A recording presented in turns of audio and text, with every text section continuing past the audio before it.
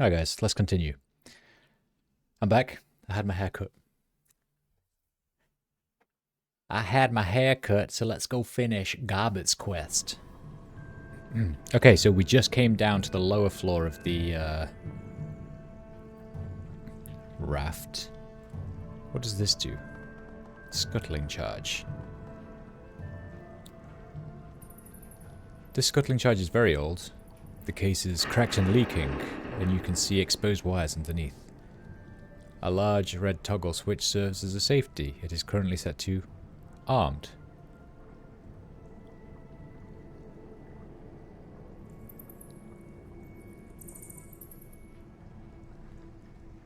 What does that do?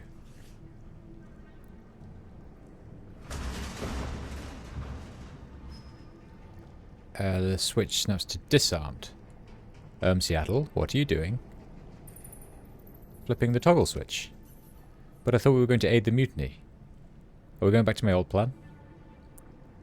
No, I still want to help Cadmus. I just think that we should disable the safeties on the bombs, just in case. I'm fine with disabling the safeties as a contingency plan. There's no point doing it if we aren't going to sink the raft, but there's no harm in keeping our options open either. The engine room is our point of no return, though. Once we head in there, and I start diverting power to the bombs, all bets are off. Odds are good that we'll have a fight on our hands. If we do change plans and decide to sink the raft, we would better let Cad and his people know about it. They're expecting a mutiny, not abandoned ship. If we don't give them a heads up, they're headed for a one-way trip to the bottom of the Hung Hom Bay. Let's keep moving.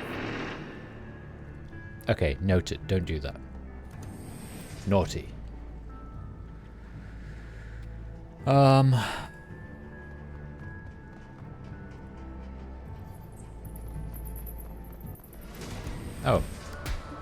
Hello, rats.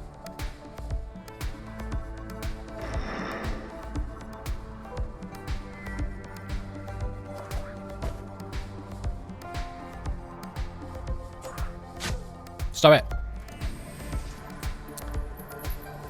Right.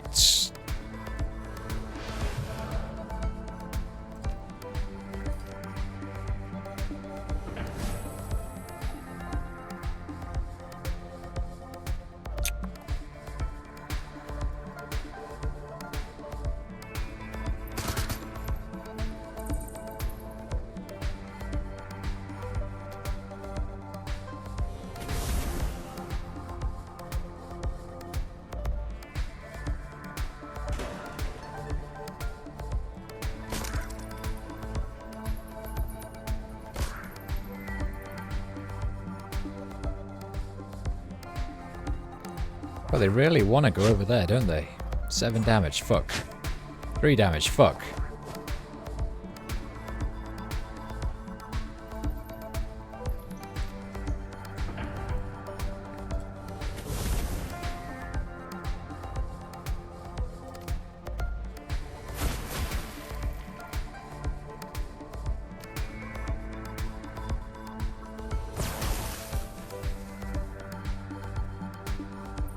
You shoot at...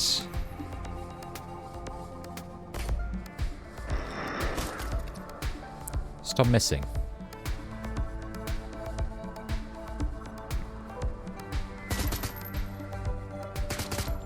Oh my god.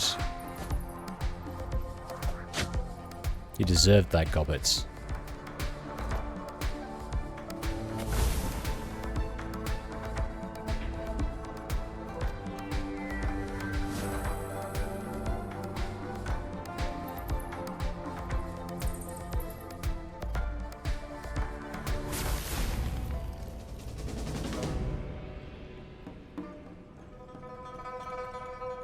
Right, what did we need to do again? We needed to find Cadmus. I already found Cadmus. I don't understand. He's upstairs. Wait.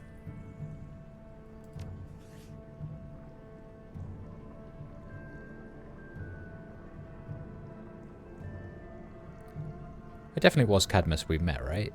I'm sure of it. I'm sure of it.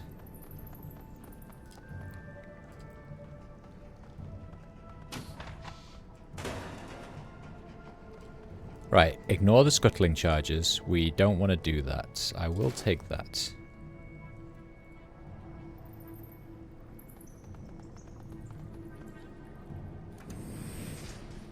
Ignoring things is what I do best. That looks like a big boss room, doesn't it? All those ley lines in there. Let's ignore that for a second. Holy moly.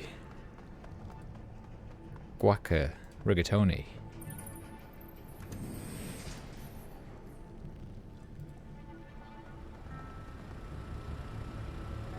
There's another charge in here.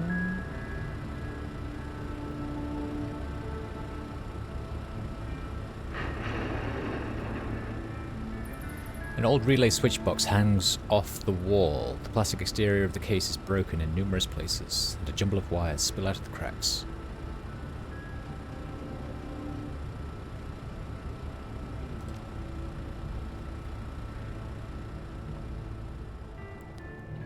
Let me just save, because I want to see what happens if we go in this door over here, and if we get like a warning prompt to say like, we should go and start the mutiny.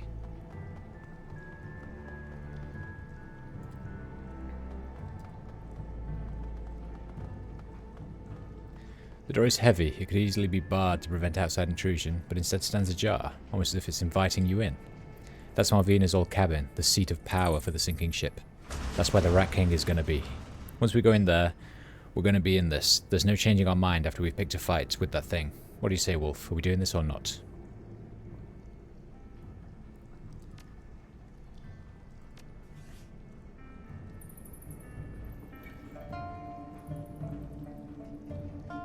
Okay, let's go do the Cadmus thing, because that might get us some karma then.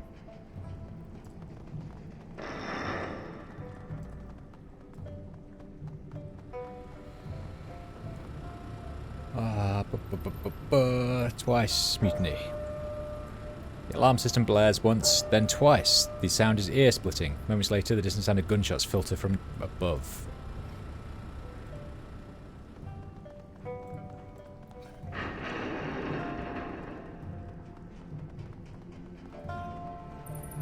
Now we can go in here. In we go.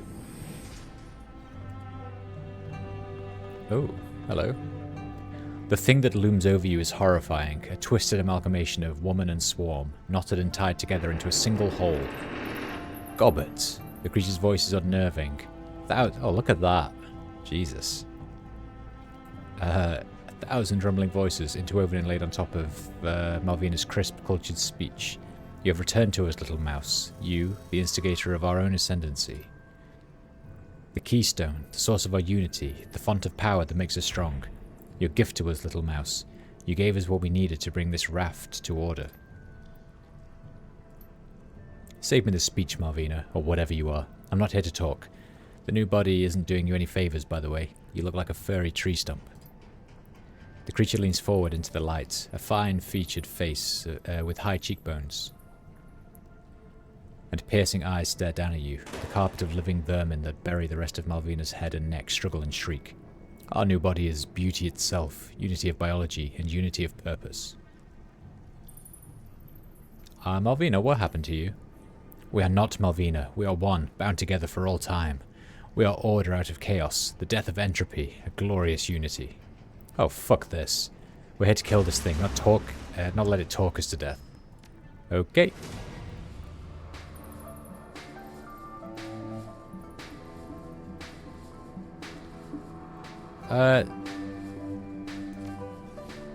Okay, so we found Malvina, that's good.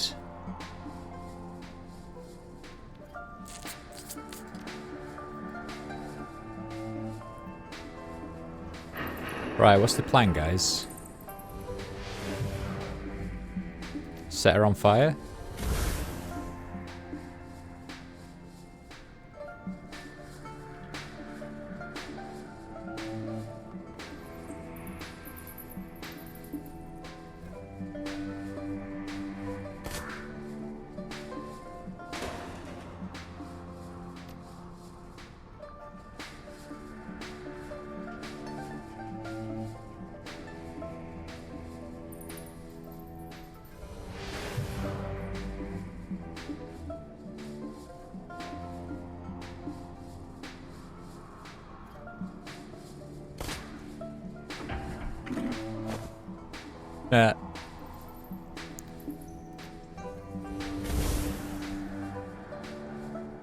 The Rat King recalls, but only for a moment. A strange energy washes over it, bathing its body in an indigo light.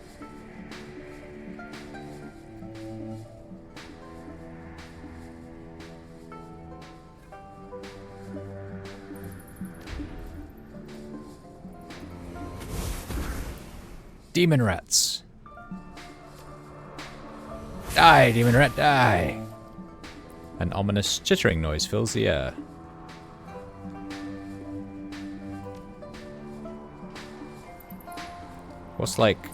What's the objective here?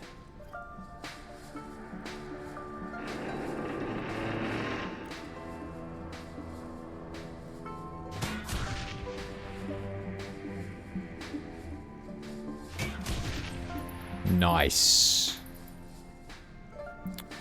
9. Do you reckon you can take it out with a pistol? Nice.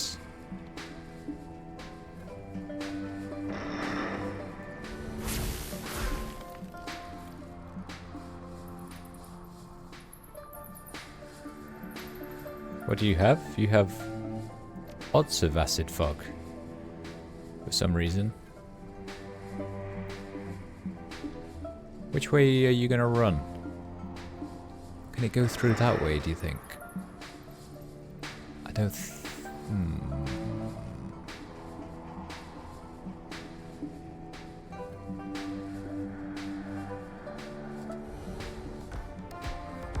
Let's see.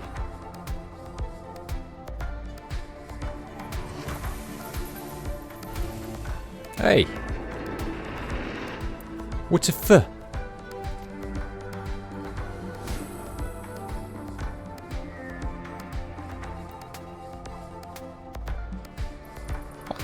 What the shit?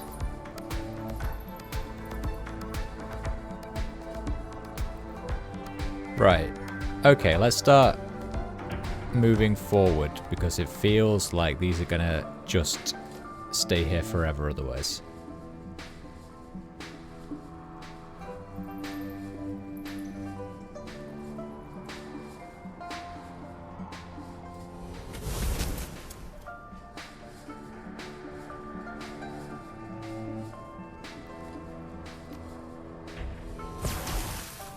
Nice.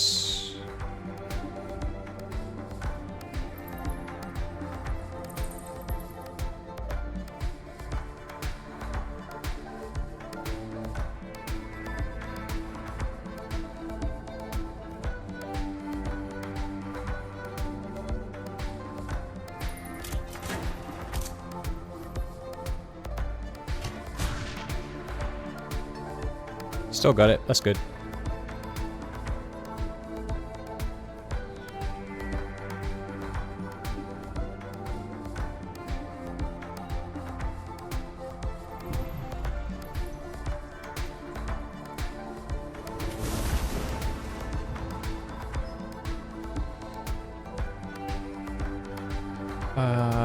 What am I supposed to do?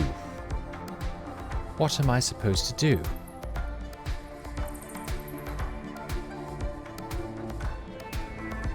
I'll just run here. Or maybe Gobbert's the one that's supposed to do it.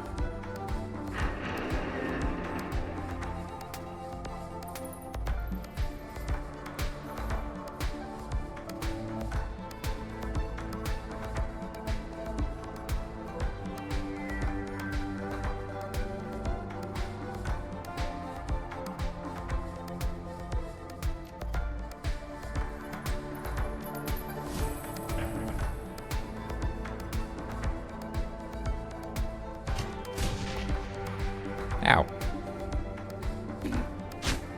Ow.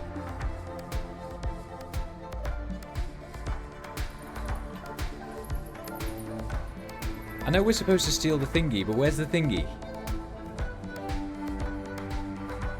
I can't tell if this is, like, glitched out or something. Oh, you have to do it. Okay. Go get it. The Rat King shrieks as Gobbert lifts the shiny object in her hands. In its voice, you can hear the echoes of 1,000 inhuman beings.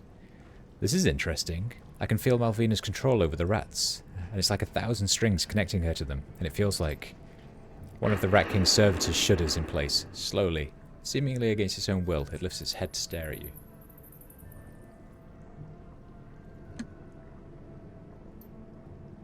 I can tug at those strings. We will rend you all to pieces, tear your flesh to shreds. Buy me a little time, Seattle. I'm still getting used to this thing, but if you give me a minute or two, those demon rats will be mine. Okay.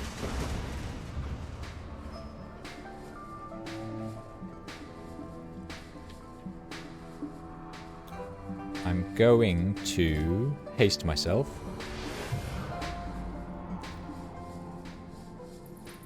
And then, can we reduce your AP with this at least? Nope. No, we can't. How do I buy you time? How do I buy you time? Why, what do you want me to do?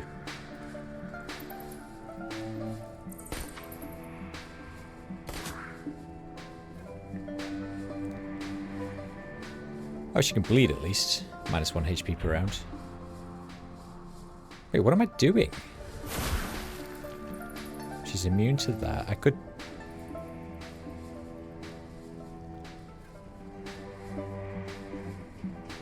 Yeah, I don't know, man. What do you want me to do?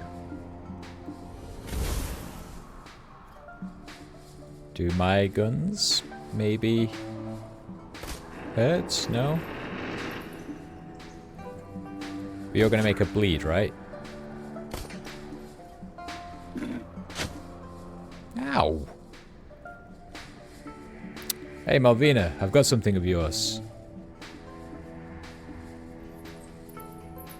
Okay, can you do that? And then shoot Malvina. I will also shoot Malvina. You will also... Oh, come on. The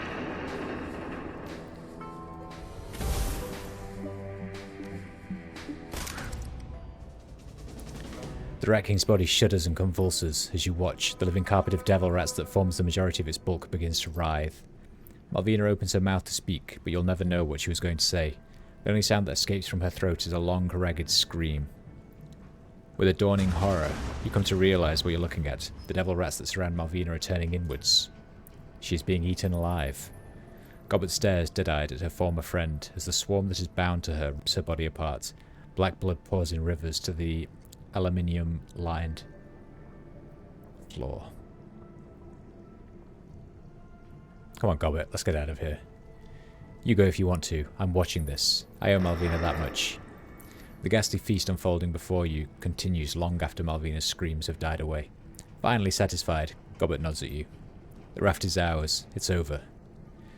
PDA buzzers. She glances at it. Cadmus's grim visage fills the screen.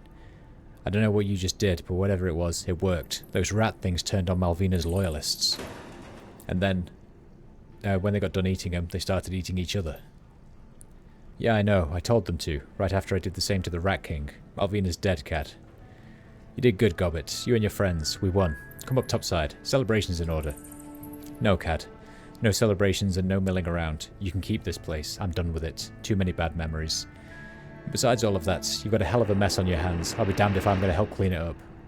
You've already helped us clean up, Gobbet. We'll always owe you for that. Yeah, well, let's not make a big thing out of it. Goodbye, Cat, and good luck.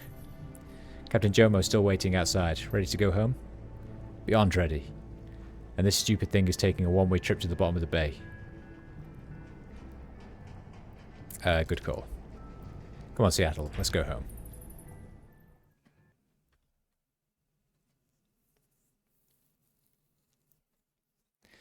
Captain Jomo's speedboat carries you away from the sinking ship, now liberated from the tyranny of the Rat King once and for all. The shiny object rests with Malvina's bones at the bottom of Hung Hom Bay.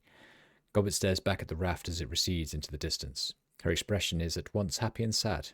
Isabel takes her hand, and together they turn away. Yoi grows closer. You're going home. Don't act like Yoi's my home. It's not. It's temporary living accommodation.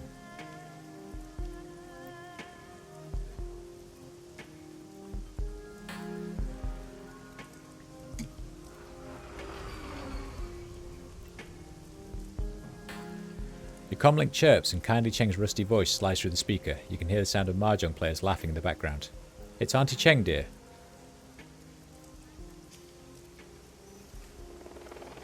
Let me guess. You've come back to tell me about another life-threatening Shadowrun that would be perfect for someone of my talents.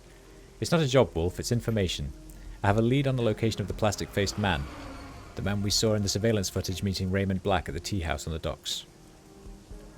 How'd you get this lead? I'll explain everything in person. Come see me and we'll talk.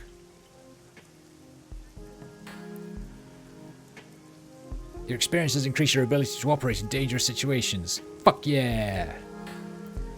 Right, what should we give our team? We've got Gobbet gains Conjuring Spell, which sets 4 heavy cover barriers. Or Gobbet now carries a Devil Rat Spirit Fetish in her standard equipment.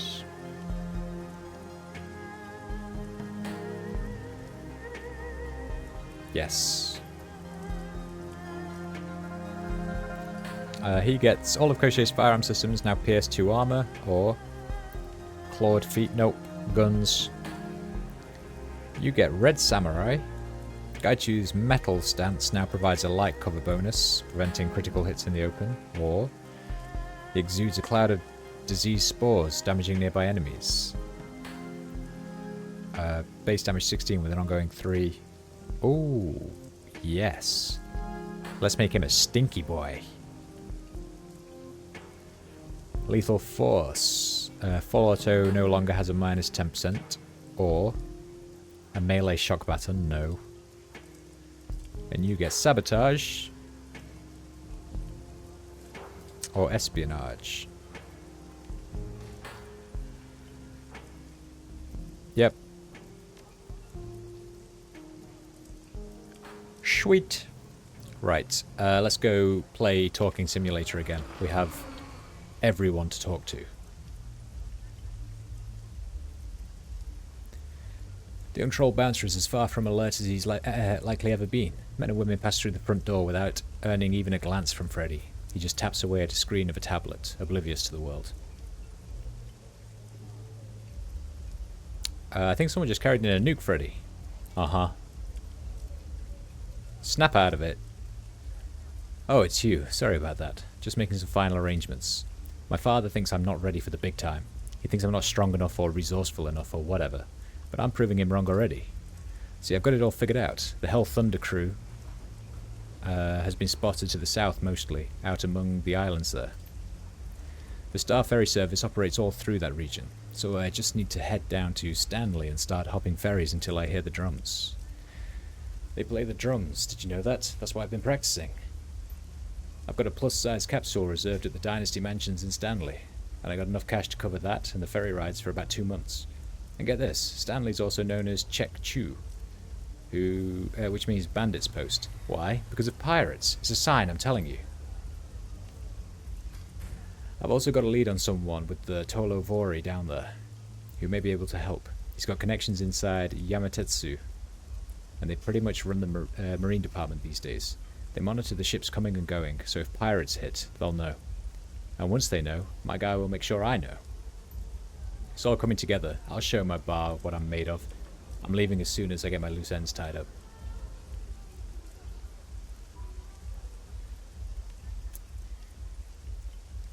Don't do it, Freddy. I don't think piracy's in your blood. Shall we upset him? What are you saying? You've heard me talk about my bar back in his glory days. It's got to be in me somewhere. I don't think your father was actually a pirate, just a smuggler. What's the difference? I mean, it's all the same, isn't it? Isn't it? Shit, now you got me all confused. I suppose I don't have to leave immediately. 1 more day to stew on it won't matter much. Just sleep on it, Freddy.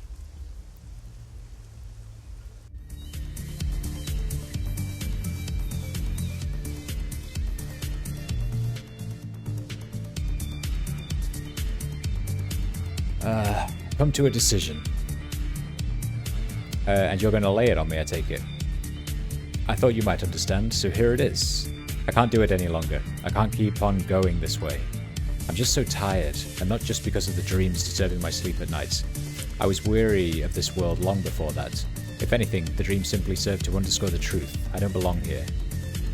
I've known it for a long time. I just couldn't admit it to myself. I tried my best for the sake of Ermin and the boys, but I'm more of a burden to them than a help.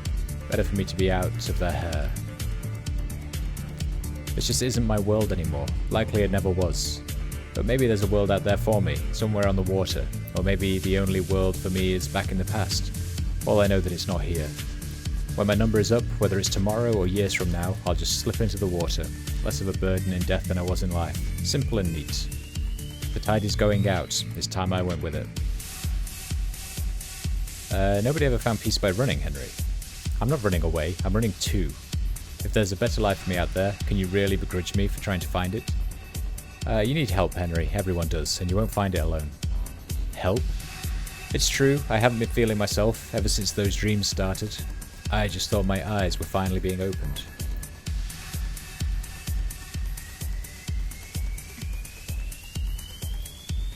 Now I don't know. A moment ago, it all seemed so clear. Henry, don't throw away what you love. Your family needs you. I guess you're right. It's not about me, is it? I may not belong here, but that doesn't mean it's not my place. At sea, my duty was to the ship. Now, I guess, my duty is to them. I'm not sure I'm doing the right thing. Because everyone's talking about leaving because the walled city is causing all these dreams and it's spreading out and people are now starting to die because of it. And I'm like, everyone who's about to leave, I'm like, no, no, no, stay. It'll be fine. This is it, Wolf. It's actually happening. What's happening? My chance. My stepping on up. It's official. My ship has finally come in. My mother won't approve, my father won't care, and my brother won't understand. But this opportunity is too great to pass up. Certainly you can see that. It seems almost too good to be true. You don't know the half of it. Mr. Tai confessed to something else. They performed the genetic test after our dinner. He says I'm his son. Called it. It all makes sense now. I've never fit in here, and I'm nothing like my father or my brother. Don't you see? My mother had an affair with Mr. Tai. All her attempts to keep me down were really just efforts to save face. She couldn't let anyone know her shame, that Henry isn't my father. But it doesn't matter now. My real father's found me, and he's going to give me the life I always deserved. For starters, he's invited me on a Baihu corporate retreat for execs and their families. He wants me to meet his wife and his 2 daughters. Imagine that. I've got 2 little half-sisters. I can't wait to leave all this behind. This is still your family, Callum. But can't you see how I'm hurting here? This is the first time I've been sober in years. This is my chance. Should I throw that away? For what? A father who's not my real father? A mother who lied to me? A brother whose greatest joy is hurling bodies into the streets? We can't choose our families, but we can choose to stand by them. But I can choose, can't I? That's what this is all about. Maybe you're right. I need to think about this.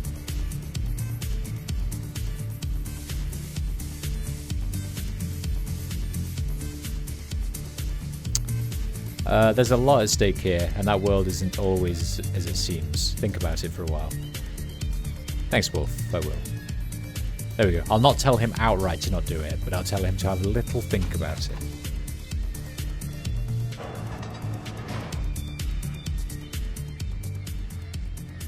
The world's gone mad, hasn't it? Perhaps. You want to tell me what's really going on? Callum thinks Henry isn't his father. He thinks I had an affair. He even threatened to tell Henry if I don't let him leave. Maybe I didn't call it, but it sounded like I called it. The truth is, he's right. I did call it. I did have an affair. I had several affairs. I was young and beautiful and very aggressive. I was going places, and Henry was gone at sea. Most of the time. Henry isn't Callum's father, but I can't tell Callum the truth about his father. It might destroy him. Let me guess, Callum's father is his mysterious new benefactor. Yes, he is. That man now whispers promises to my son. A free ride through university. A guaranteed starting point at Baihu. A bright future. Callum doesn't know what the world is like. Once, I was ready to leave Henry for that man. He lavished gifts on me. He told me that I was special.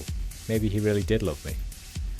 I was a troll girl from Hyoi, transcending her meager beginnings. I was becoming someone of worth, and I even had a powerful human lover. Baihu has always frowned on metahumans. I was an exception. I thought that just because they accepted me, it wouldn't affect me anymore. In fact, I myself look down on most metahumans and as oversensitive and lazy. Then he invited me to a high-level corporate retreat for the weekend. What happened? My eyes were opened. Do you want to know what they do at those retreats? They hunt. But what is there to hunt here in Hong Kong? Nothing. Nothing but that which is different. Those they secretly disdain.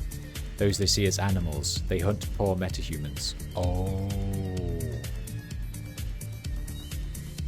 He wants Callum to go so that they can hunt him for sport. Somehow, they thought I'd be okay with it. They thought I was one of them.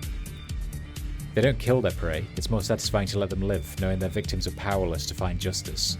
They take trophies, the tips of an elf's ears, an orc's tusks, a troll's horns. She reaches up to stroke her own horns, as if reassuring herself they're still intact. I realized I had already given them a trophy, my basic humanity, my principles. For me, it wasn't about human versus elves or orcs or dwarves or my kind. I want you to understand that, Wolf. It was about common humanity. It's about how we treat all people. I'd have taken some trophies of my own at that point. That's how Shadowrunners and corporate executives are different. I hid my feelings like any good negotiator in a bad position. Then, once the weekend was over, I cleaned out my office. I came back to Huey and sent Baihu my resignation. Later, I found out I was pregnant with Callum. When the DNA test confirmed that Henry wasn't the father, I meant to terminate the pregnancy, but I couldn't bear to do it. And so, Callum, my son, one of the joys of my life. Maybe this man fancies himself as Callum's father. Even if he does, that still doesn't guarantee Callum's safety among those people. Baihu's still Baihu. And maybe that man just wants to get back at me for leaving him. After all, he had the audacity to say that I broke his heart. This is why I can't allow Callum to go. I would rather my son hate me forever and give himself to that world. Okay, so he doesn't want to hunt Callum. But she doesn't want him dragged into this xenophobic world that she knew. I get it. I'm sorry. I shouldn't have troubled you with my problems. You probably came here on business. Can I show you anything? I guess we can have a little look. Yes, please.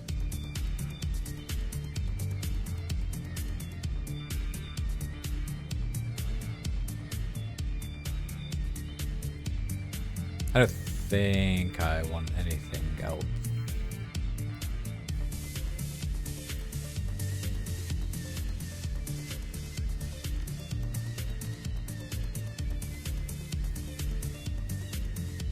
What I want to know is, the last game, these all provided like different benefits. Not just armor, but like willpower and intelligence and charisma and whatnot. Now, this one doesn't seem to do that, it's just armor. Why is that, I wonder?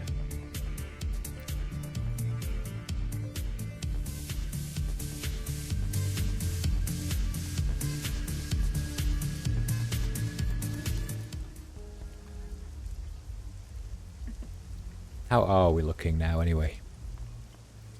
I'm a chunky boy now. Chunky mage.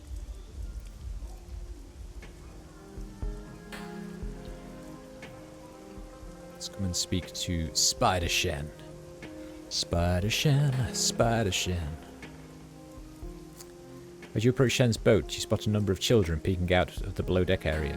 They're dressed in ratty clothing with stained and tattered shirts, all the same. They look well fed and healthy, albeit a bit grimy.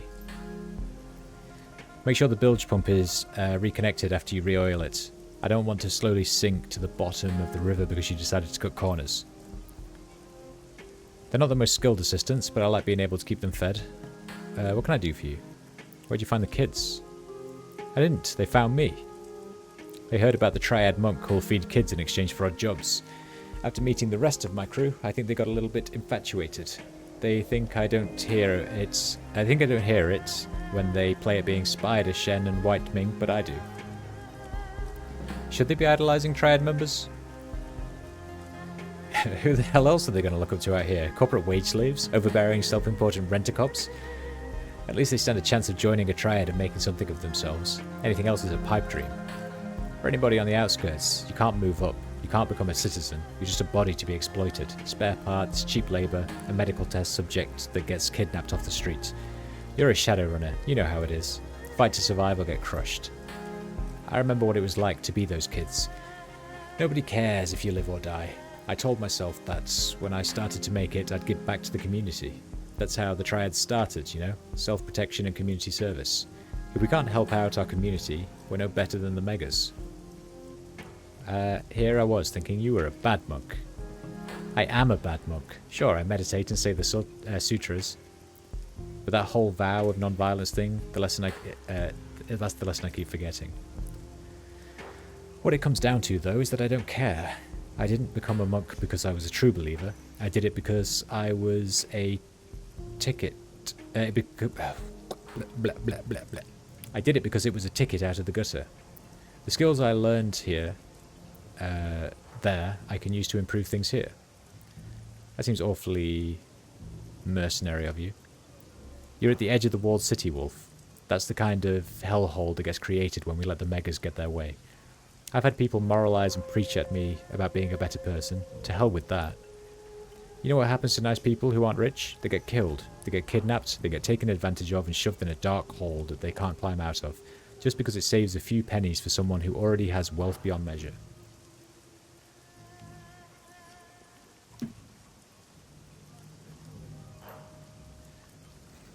So I figure the moral thing to do is put an iron spike right in every one of those bastards' foreheads. The corporate bigwigs, the corrupt cops, the slave traders. I have the skills to protect my friends. I'm not ashamed to use them. Fair enough. That is fair enough. Spider Shen.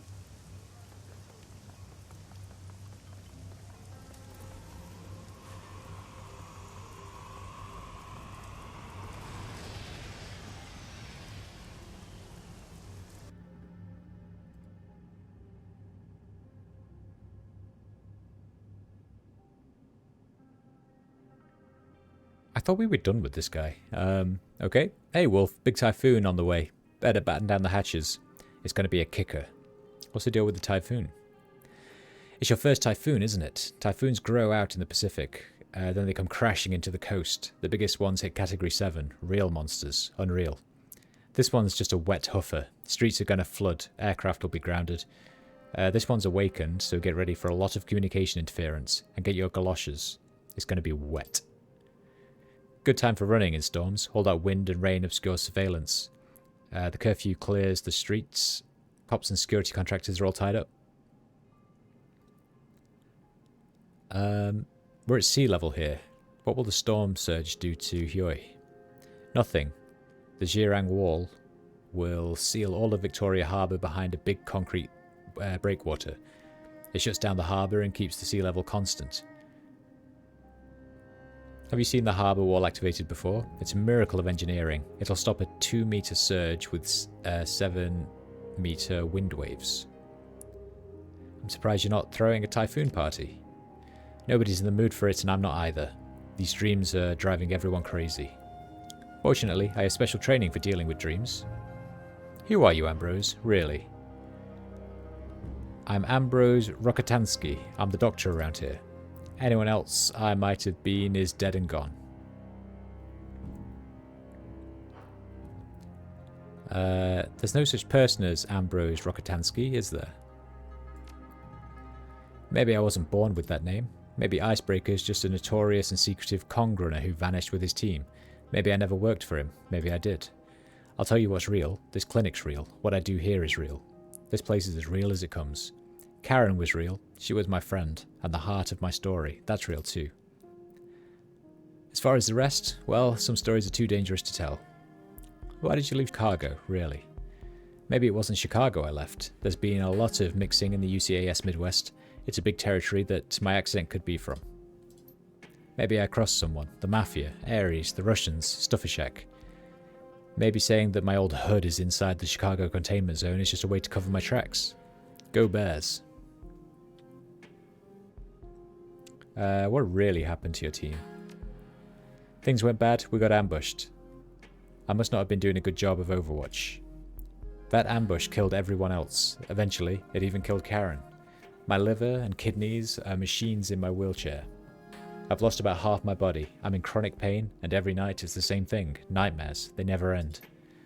If I had any part in the end of the crew, well, I've paid with almost everything. It's still less than Ambrose is suddenly overcome with emotion. It seems to catch him by surprise. His poker face cracks, and an agonal. Agonal? Is that a word? Agonal grimace tears well up in his eyes. After an instant, he masters himself, and his stony face returns. What matters now is making something productive of my life. I mean it when I say I'm just about the luckiest guy in the world.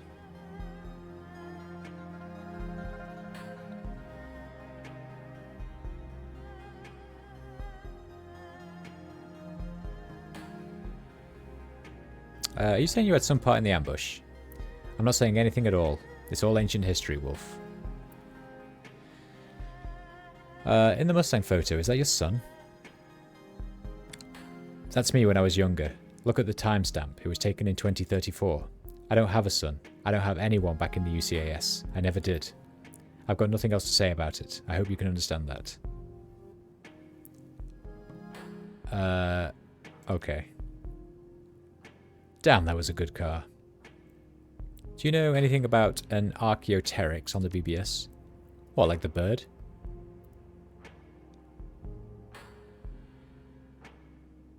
Yeah, a little bird who I watched divert attention from a very good rigger dock and deftly fish for information on one of Icebreaker's old associates. What? What are you implying? Wait, that it's me? Hey, I'm flattered, I really am, but I stay away from the BBS. That world's behind me. Although I suppose if I ever found someone with whom I had unfinished business, I'd be a real angry cuss.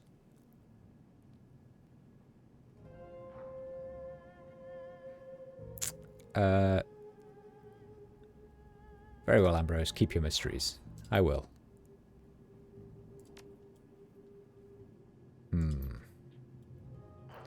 The mystery around Ambrose still has not been finalized, it seems.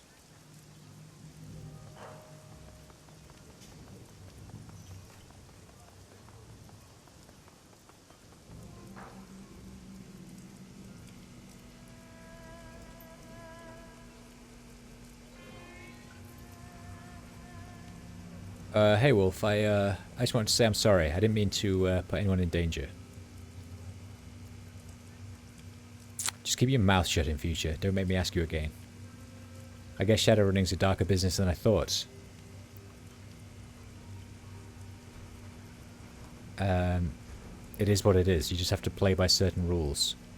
Yeah, well, whatever the rules are, I don't want anything to do with it. I'm not like you, Wolf. I'm not some carnivore. I don't want to be one. I want to get out of here, Wolf. I want to get out of here, Wolf. I want to get on something bigger. This place is kind of a shithole, isn't it? Yeah, the dead fish and the acid rain really tie it all together. They do, don't they? Well, for now it's home, and dealing tech is my way out of here. I guess that makes my strategy clear.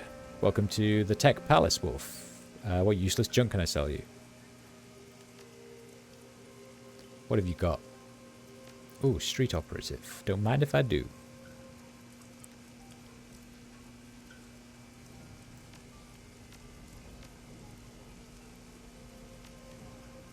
And that is probably better. See you later, Law.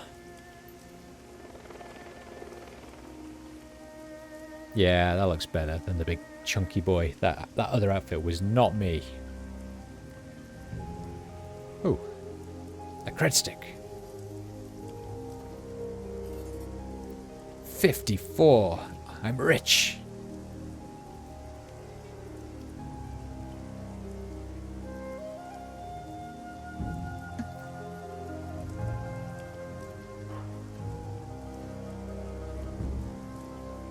I've been up there.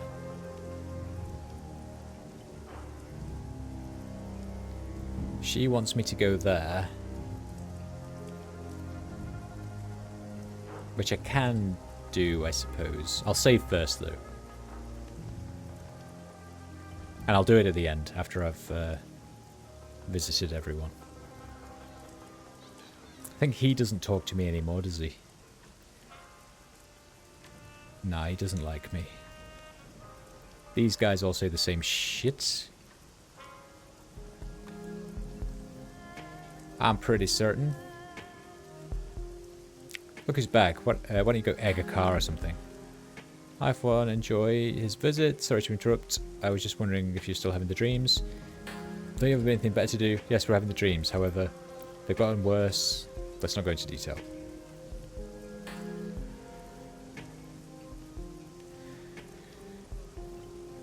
Hopefully this lady's found out something more. A sight unexpected from the window's slapdash product display strikes you as you walk through the shop. Everything is clean, unusually clean. Not spotless. A nearby food plate resting atop a small collection of books speaks to that, but otherwise the piles of journals and notebooks and books from before are, for the most part, on shelves, organised. The shopkeeper's nowhere to be seen.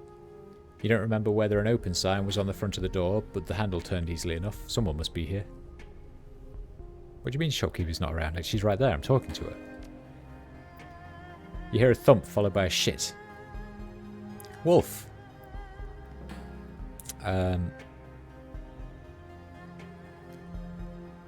Wow, you've been busy. I feel like I've walked into another dimension.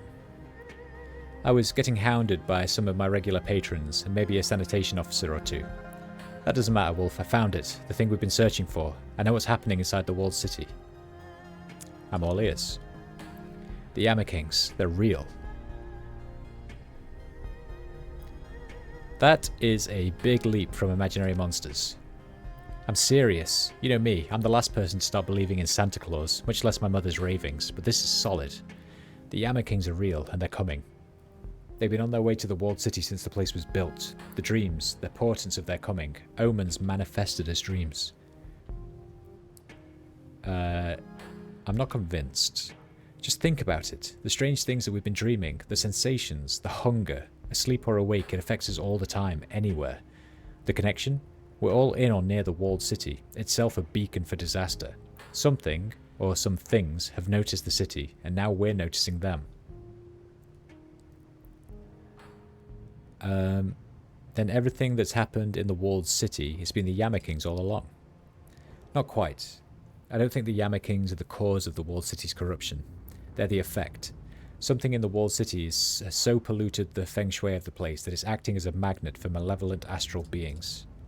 Mum was right. There's something at work in the walled city. I don't know if it's a curse or something else, but there's something deeply unnatural at work in that place. I'm so sorry, Mother. I thought I was closing my eyes to your madness, but all I did was prevent myself from seeing the truth, from seeing what was unfolding right in front of me. Can the Yama Kings leave the walled city? Why would they? The curse, or whatever it is that's attracting the Yama Kings to the walled city, has turned the city into an ideal hunting ground. Have you ever heard of terraforming? It's an old science fiction idea. You make a planet like the moon or something, into an Earth-like environment to support human habitation. That's what's happening in the walled city, only in reverse, and on an astral level. I think that pent-up toxic key in the walled city is turning the place into an extension of the Yama King's home plane, making the environment there hospitable for them.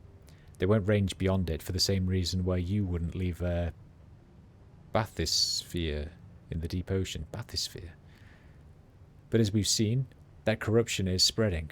It's already starting to seep into Yoi. If left unchecked for another 30-40 years, who knows what might happen. Are these beings what broke your mother? The Yama Kings weren't directly responsible for Mum's corruption. It was caused by the root problem, that which attracted the Yama Kings to the city in the first place. The poison at the bottom of the well. Whatever it is, it's been there from the very beginning, and it's in no way natural. People did this.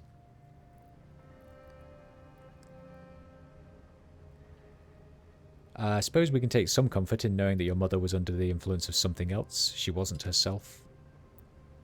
I know where you're coming from, Wolf, but my mother still allowed herself to be corrupted. She put herself into the way of evil. And it took her... Not a second thought for anyone else. Her research has given us valuable resources. I'm glad these journals, these pieces of her mind, can be used to arm ourselves against the Yama Kings. The knowledge it's given us will help in the trials to come. Let's backtrack a moment. This is big Crafty. Huge. At your words, an unusual mood washes over Crafty. She raises her hands and grips her tattooed arms. Please, Wolf. You have to stop it. This evil. For yourself, for my mother. For every man, woman and child in the walled city. Nobody outside our community will care about this. They've already written off people like us. If what's happening here is to be undone, we have to be the ones to undo it. Of course, the city's just as important to me as it is to you. I'll do whatever I can to stop the Yama Kings. Thank you. Really, thank you. Let me see what you've got in stock. Acid Bolt 4, Power Bolt 4. Whooshing lined coat.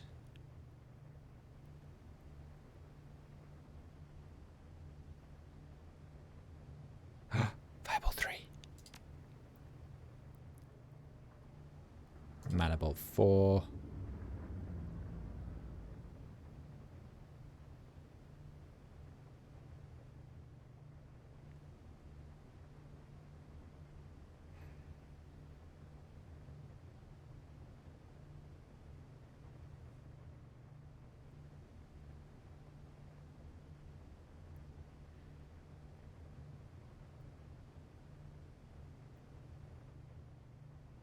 No more flamethrowers. I want flamethrower. Or like...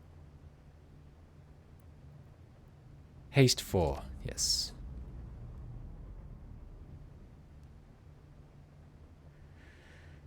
Okay.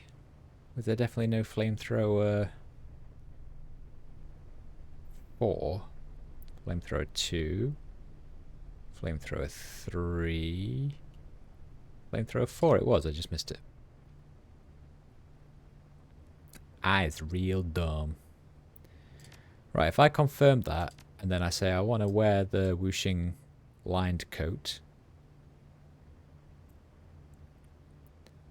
and then I want to equip that here,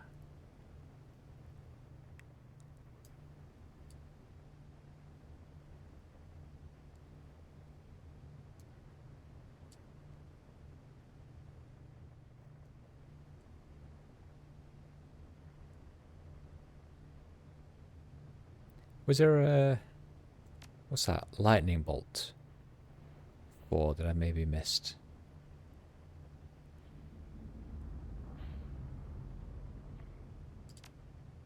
Confirm. See what you've got in stock. Did you have a lightning bolt 4 that I missed? Chain lightning. What's this? Bounces to the next closest 2 characters. So lightning bolt 3 is 18 damage. Chain lightning 2 is 16 and bounces to other people. Then yes, of course I want that. Instead of that.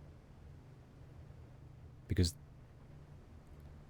that was just lightning bolt. Yes. Confirm, and now let's sell some of the stuff that we didn't need. Where's the music gone? Why is it so quiet? We can sell Power Bolt 3, Acid Bolt 3. We've got an 8, an 8. Let's get rid of the Ares operative. We can keep that. In fact, no, we'll keep Thaumaturgic. Get rid of that, get rid of that, get rid of that. That.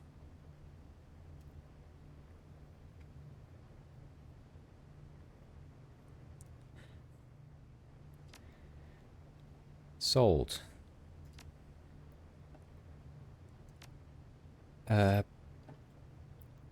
Goodbye. Right, now we can go talk to our team, see how everyone's feeling, and then move on to the next mission.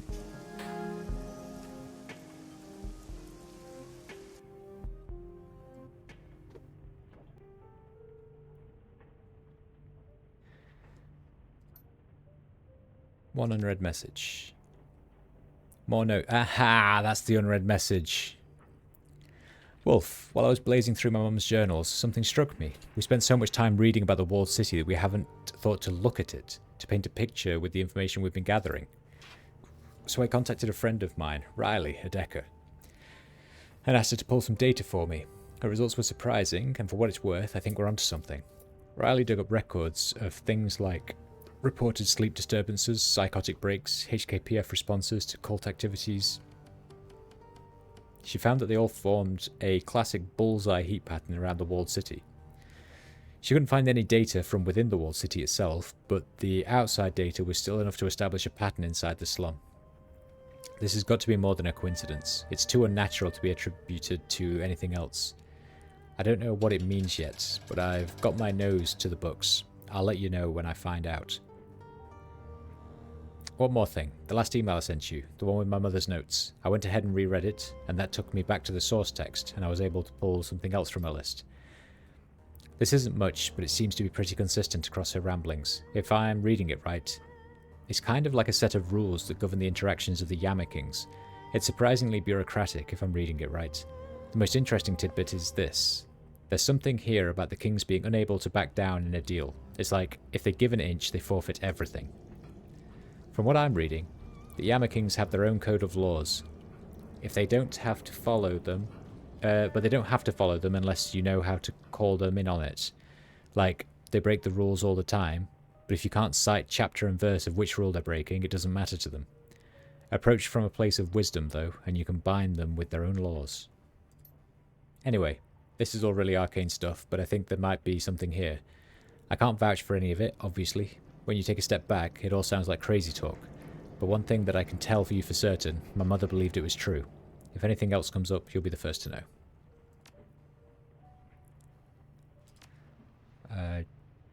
Jobs pending. Shadowrun BBS. Explosions in Eastern District. What's up with all the explosions rocking the Eastern District? My walls were just shaking. Word has it, Shiawase has a secret lab tucked away in the old industrial building out there. I'm guessing the rumour's true. Correction, I think Shiawase had a lab out here. It's really stinking where I'm at. It's a cross between sulphur and, weirdly, new car smell. I wonder what they were doing. Better put on a gas mask for good measure, man. Decker looking for team. Experienced Decker looking for a team to run with. Potential for a longer term arrangement. I've taken over the business interests of a team of runners, running basic heists and the occasional transport gig. I'm in contact with a reliable fixer and will be working with the old team's long list of happy clients. Requirements. 1. You must not take experimental stims during runs. 2. You must not tamper with chemicals in secret labs. 3. You must know how to properly operate a moped. 4. You must listen to your Decker when your Decker says, I don't have control of that turret yet. 5. You must have a good sense of humour, optional. Hey, what happened to give me some new Unit 88? I recognise this ad. It's his boilerplate. His team was always looking for a new Decker. What the hell happened? You see that 4th item on the requirements list? Oh shit, that's nuts. All of them are gone? Muffin Top Ninja? Captain Scone? All of them, even Explodey Sue. I hardly got to know them, but they were good people. What a terrible loss. You had no idea who you were running with in the shadows, huh? Explodey was a great war hero, tough as nails, could have tipped the scales for Taiwan if she hadn't knocked herself out with the force of her own mana blast at a crucial moment. No shit? It gets better. Muffin Top Ninja was one of the most revered martial arts masters in the JIS until his health began to fail. He was well known for his self-deprecating humour, and Gimme Some New Year 888 was a great philanthropist. Every credit he earned, he poured back into helping the indigent,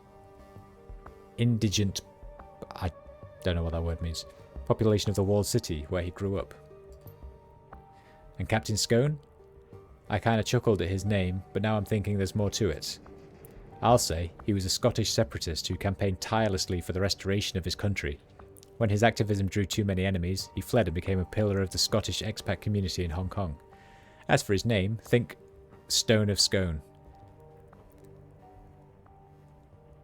These amazing people just couldn't catch a break, and now this. Rest in peace. I'm mortified. I wish I hadn't gotten to know them better. I wish I had gotten to know them better. I wish I'd gotten that turret down faster. Seems like you knew them well then.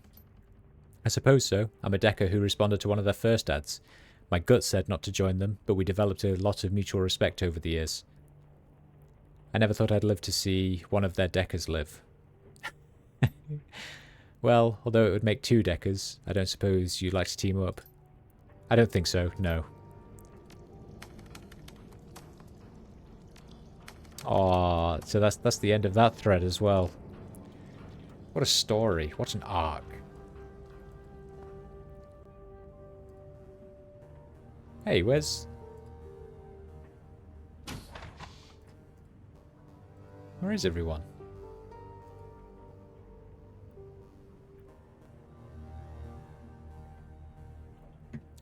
Do we even have an optional resting thing to... I don't even have an optional rest.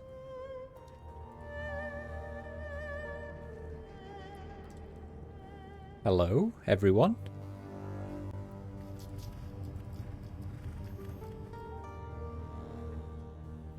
I wonder if I have to go and talk to, Kindly. And then come back here, maybe. Let's do that.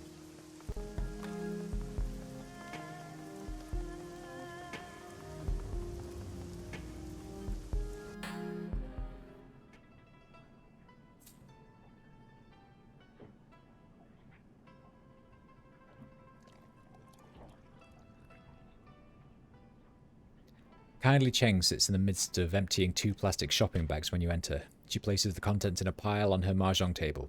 2 liquor bottles without labels, a box of her thin black cigars, an assortment of individually wrapped gourmet chocolates, and a large caliber pistol with electrical tape wrapped around its grip. Ah, good, you're here. It seems like forever since we saw each other. You said you had information to share in person. Here I am. Yes, my darling, yes. I met with several contacts within my network who referred me to others in neighbouring cities. Regardless of how far technology moves forward, tradition demands that some things be handled face-to-face. I have returned with information that will lead you to the plastic-faced man, the man who killed Raymond Black. Excellent. While you were gone, we uncovered a relationship between Josephine Sang and Raymond Black. Did you? And what was it you uncovered?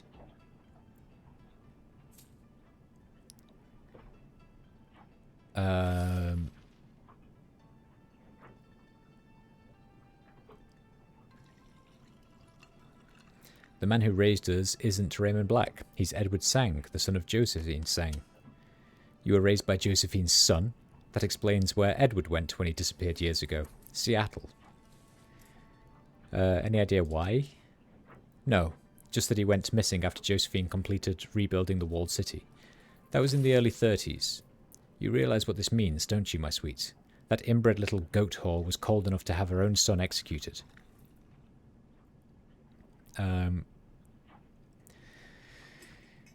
Even more reason to find the plastic-faced man. What have you found out? Everything you need to move forward. I know the identity of the plastic-faced man. His name is Lee Tai Lung, and he's an independent contractor, a trusted, deniable asset who handles all of Josephine Sang's more delicate operations, off the books and away from the public eye. The plastic-faced man is her shadowy right hand outside the corporation. Cheng doesn't bother with the glass. She takes a long pull. That's not conversation, that's description. Cheng doesn't bother with glass. She takes a long pull of the stinking bottle and wipes her mouth with the back of her hand. And I know how to find him, too. I've made contact with an information broker, Zhao Ji, who works out an abandoned night market in Shek Kip Mei called the Xing House Court. It's not hard to find. Zhao Ji has gained access to the plastic-faced man's complete itinerary, where he'll be, who he'll be with, what sort of security he'll have, the works. You can use it to perform an extraction, grab him and find out what he knows.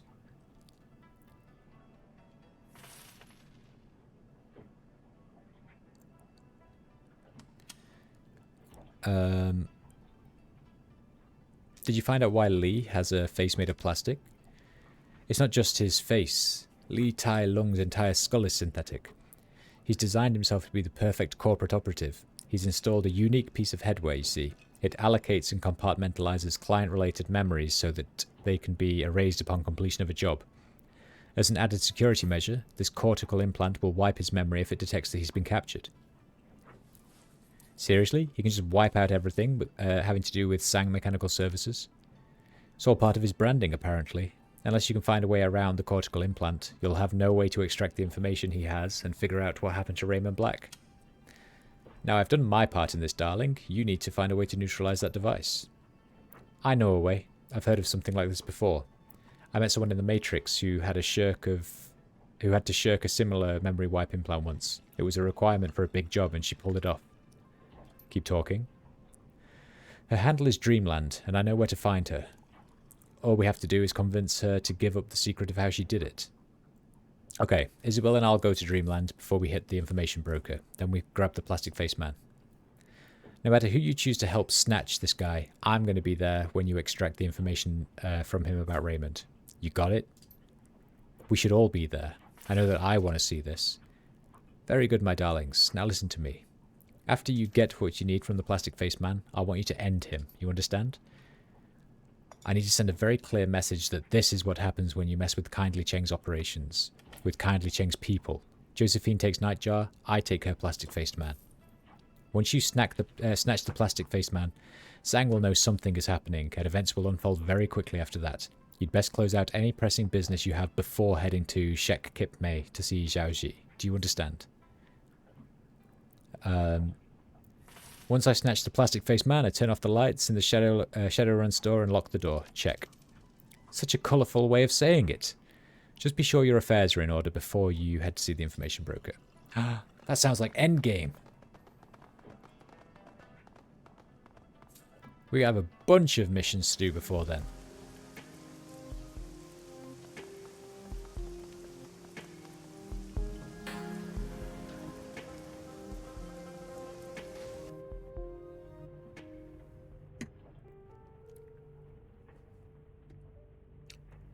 Right, is everyone back now? Hello. My friend, you've come back.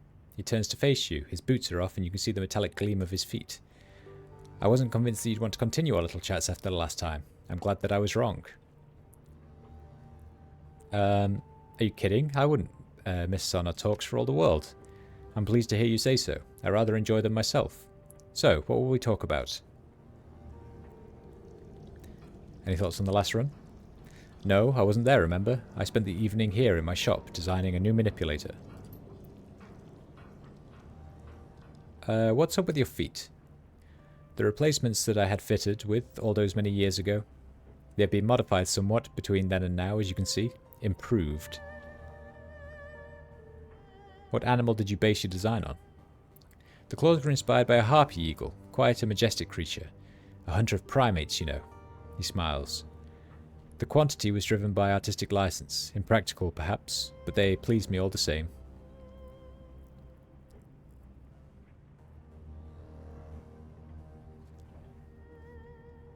I see that the shop's up and running again. What are you working on now? More options for Koshei, as always. He is still far from perfect, but every iteration inches him closer. I still have questions? Yes, I imagine you do. Ask away. So in your ideal future, people without empathy, morality, or humanity will replace the rest of us.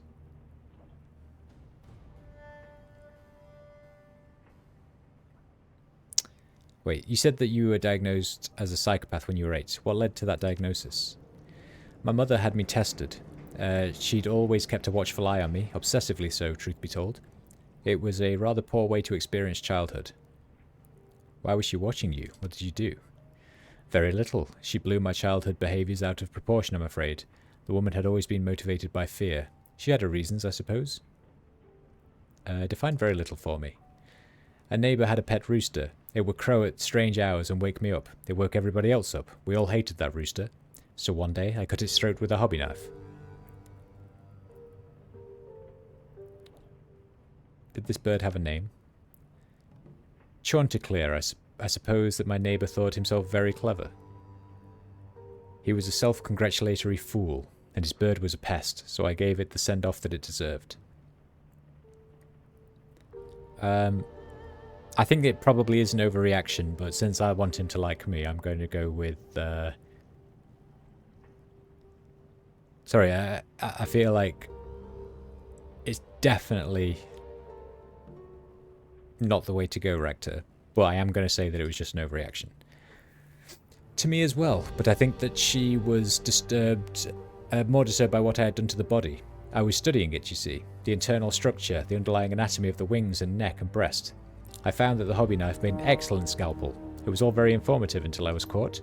My mother, well, she didn't take well to seeing an animal's vivisected carcass.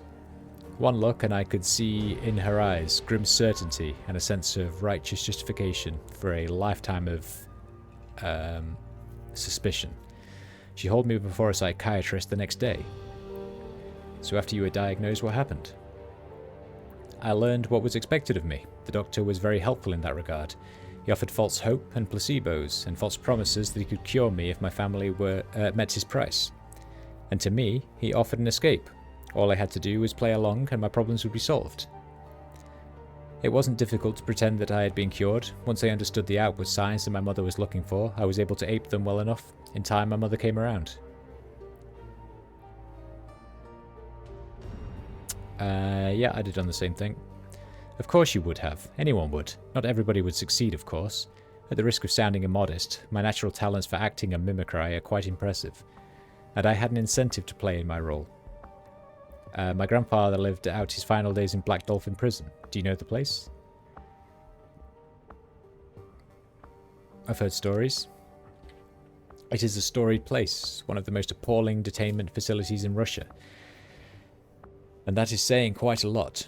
I was determined not to follow in the old man's footsteps. I am not an animal to be caged.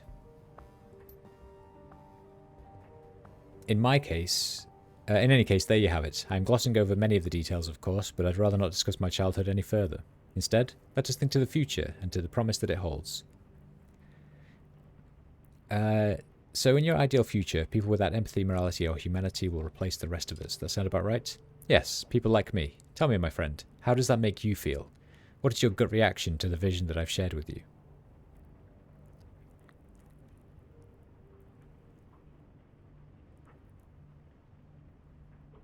I'm okay with it. It's a dog-eat-dog world. I've known that since I was a kid. Good, very good. I'm pleasantly surprised. The Sixth World is no place for compassion. It is a predatory world, a world of monsters. Some of those came with the Awakening and others are our own design, but they are there. If our species is to thrive, we need to shed those weaknesses that prevent us from asserting our dominance. I speak with the clarity of a man who is not a man, in mind or in body. The things that others refuse to see are as plain to me as the light of day. I tell you, my friend, life is better this way. One day you will see for yourself, and you will thank me for what I have shared with you. If what you believe is true, if people with your condition will inherit the Earth, how long do you think it will last? Indefinitely. What makes you ask?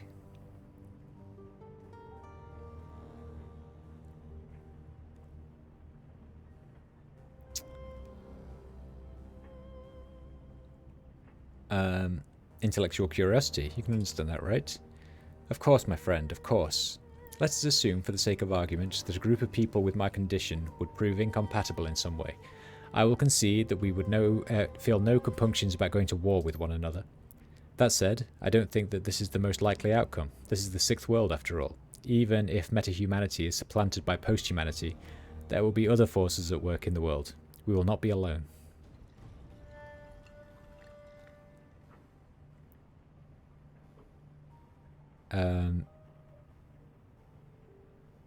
You'll probably share the world with machine intelligences. We're on the cusp of it already. Some even say that we have already seen true AI. I had a teammate back in Berlin who insisted as much, though I had little reason to believe her. As you say, we will likely have to contend with artificial intelligence in the near future. But think of the present, my friend. We are surrounded by non-human intelligences. Spirits, paranormal beings, you name it. And in the future that I foresee, you can add any metahuman holdovers that cling to their natural bodies to the list. And your solution for dealing with these problematic species would be... That remains to be seen. Ideally, we would take the cleanest, simplest approach to dealing with them. What that approach might be would depend as much on them as it would on us. I, for one, am looking forward to finding out how it all plays out. Aren't you? So where do we go from here? Forward, my friend. Always forward. You will join me, won't you? The future beckons the both of us equally.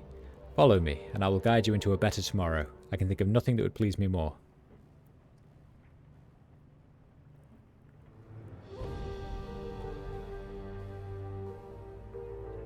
If and when your future comes to pass, I'll be there to see it with you.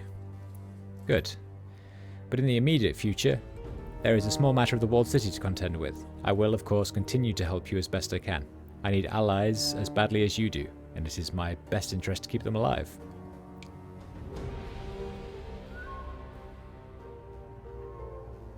It's in my best interest to keep you alive too. You're the most interesting person on this boat. Yes, I suppose that I would be, and I can appreciate the sentiment. I tend to discard things that bore me before long. And now if you'll excuse me. I know the drill. I'll show myself out. You see? You know me so well. It's as if we share a single mind. Goodbye.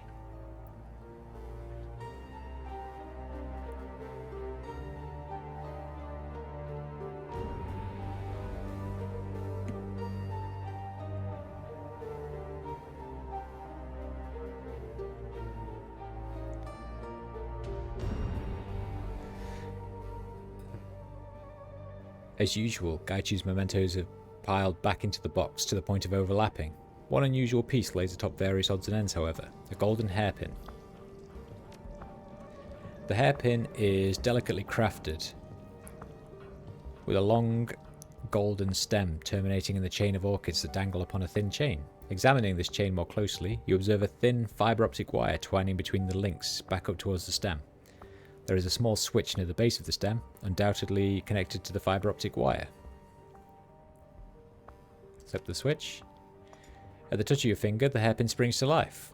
Coloured blue light, blue and purple, plays along the edges of the orchids. Subtle holograms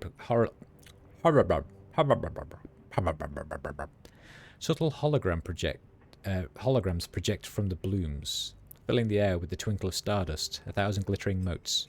The hairpin's stem produces a quiet, delicate melody that is full of melancholy.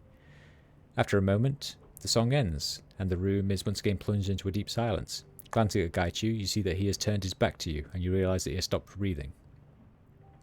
Are you okay? I'm fine. Do not concern yourself.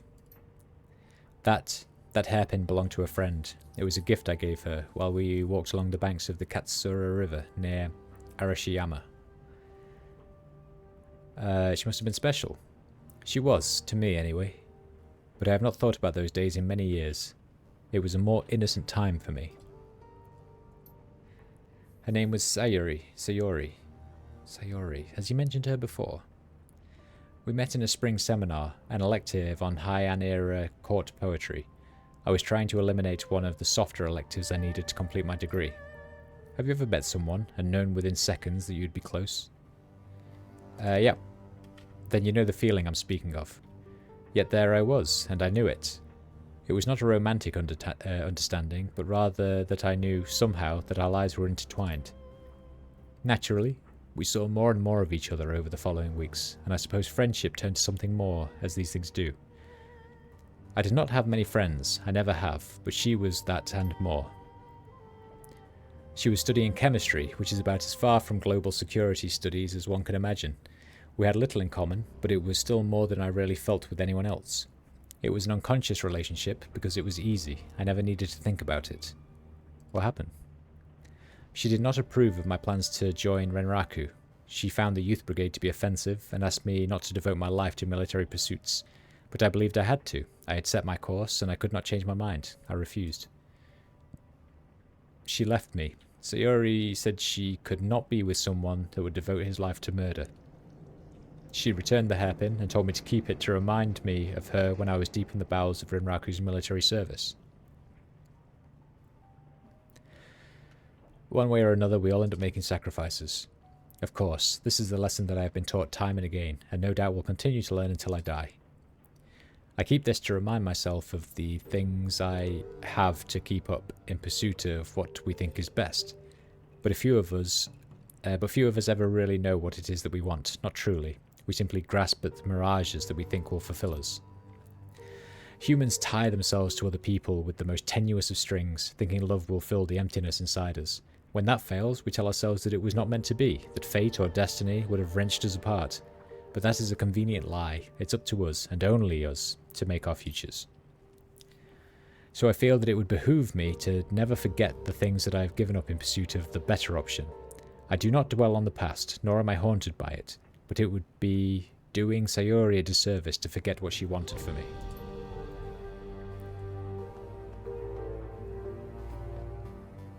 What did you think of the last mission?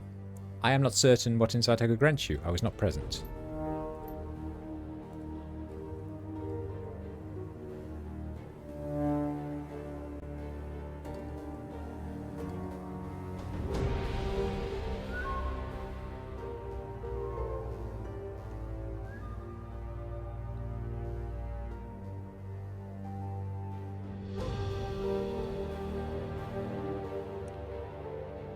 The clanking of metal followed by the grunts from the hard exerciser up from the hatchway of Wu's cabin. The first thing you notice when you enter is the renewed cleanliness. Food cans are gone and his equipment is neatly laid out on his bedding, everything in its place.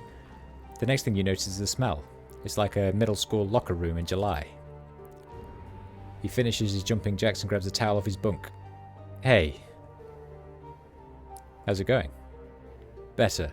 I let myself wallow for a while, but now it's time to turn things around. We have work to do. What's your deal? Still thinking about Edward Sang?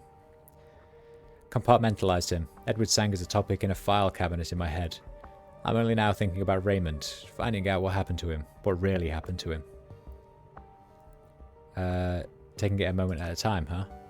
That's me, Mr. Focus. We're getting close to the plastic-faced man, Duncan. I know, I haven't stopped thinking about him since we first saw him in that video, the one where he attacked Raymond in the tea house. Listen, Mel, I'm not going to press you to take me with you when you head out and snatch him. You take the right people for the job, and then you get the job done, okay? But I want to be there when you interrogate him. I want to hear what he has to say with my own ears. Are you going to have a problem with that?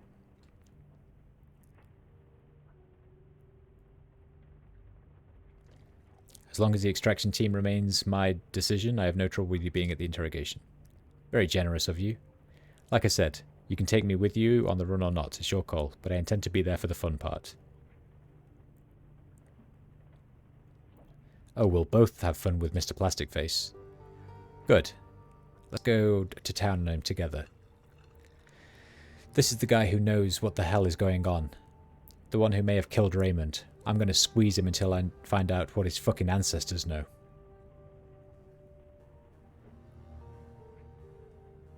Just promise you'll be able to control yourself, otherwise we are going to have a problem. This is Raymond we're talking about. I'm not going to screw this up, I promise. You told me you were resentful when I took off, but maybe it was more about how Raymond handled that thing with Doubletray. Nah, it was about you disappearing for 8 years without a word, but we're past that now. But that was a messed up night. A lot of things happened and I wouldn't be surprised if some, I don't know, emotions got jumbled together. Feelings about the way I handled things? That was part of it, sure, I'm still carrying that around, but mostly it was about Raymond. We'd butted heads before, I'd broken plenty of his rules in the past, but I'd never seen him so disappointed. I'm still not sure why, never figured it out. Why don't you walk through it from the beginning? Start with when Lockjaw showed up at Ray's house. So this was in 2045, years after the summer we moved in with Raymond. We hadn't seen DT or Lockjaw or any of the gang in forever. Raymond's rules. No contact with our hoodlum friends. No visiting the squat to check up on them. Your past is just a story. If you can accept that, your past loses all power over you. You don't sound anything like him. The way I remember it, we woke in the middle of the night and there was Lockjaw standing in our room covered in blood. My first thought was that Raymond was going to kill us. Could you imagine? As a teenage Salish Indian covered in blood in our bedroom, and my first thought was that I might get in trouble for it. We just started our new life. We were safe for the first time ever. We didn't want to blow it. I know I didn't want to go back to the Barrens. We had it good at Raymond's. So Lockjaw's bleeding all over our bedroom and you're whisper yelling, "Where's DT? What happened to Doubletray?" 5 minutes later, we're dressed in black on our way to the Barrens. We had to. Of course, if it wasn't for Doubletray, neither of us would be here right now. DT was the one who took us to the teen centre, introduced us to Raymond. Man, that was a messed up night. The 162s had overrun the Leary squad. Better positioned to take on the nukes. Benzo and Tusk were bleeding out. The Hernandez family were half-eaten, and Little Joe, that streetwalker with the electric false eyelashes, was lying on the floor in 2 parts. But we got Doubletray out alive. He was the only one, though. I could still hear Lockjaw screaming as the ghouls took him down. When the 162s wanted something, they did not play. Anyway, all of that was just lead-up. But still, it speaks to my state of mind that night, why I wouldn't back down when Raymond met us at the door. You two really went at it. We both had the strength of the righteous. You and I had broken his rules out of loyalty, out of gratitude. He just didn't get that. But can you see it from his perspective? Now I can, yeah. He didn't just think we'd broken the rules, that we'd backslid. He thought we'd been playing him the whole year, that we were still street hoods. No wonder he was so furious. He felt betrayed. But you were able to get him to calm down and see reason, get him to see my side of the story. And all you said was that one thing, the thing he said his mother used to say to him when he was being obstinate. What the hell was it?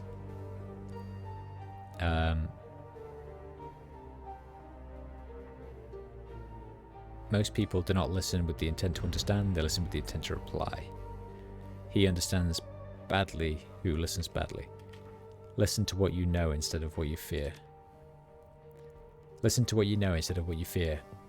Yeah, that what you fear thing really got to him. Still not sure why.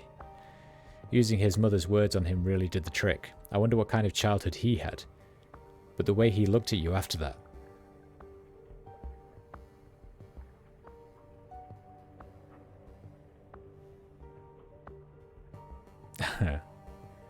Crazy. He was furious with you, but all I did was quote his mother and I got the big chill. Maybe he's got mummy issues. And who knows, maybe I've got daddy issues to deal with too. Guess I should try and keep an open mind when we go see him. Guess you should, Duncan. I guess you should.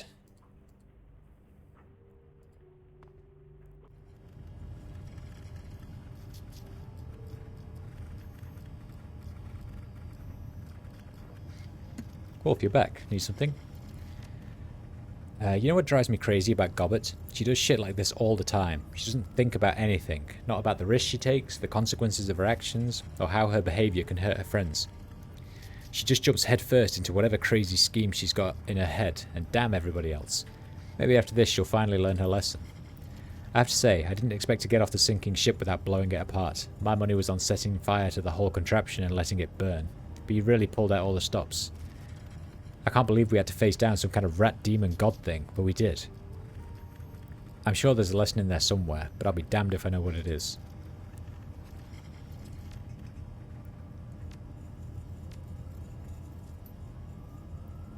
Sweet.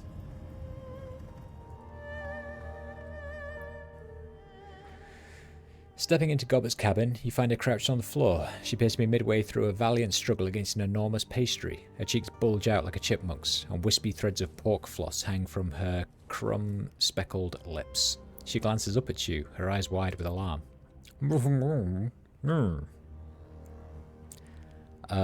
Just concentrate on eating, Gobbet. We can talk when you're done. She tries to move her jaw, but her mouth is stuffed too full to make much headway.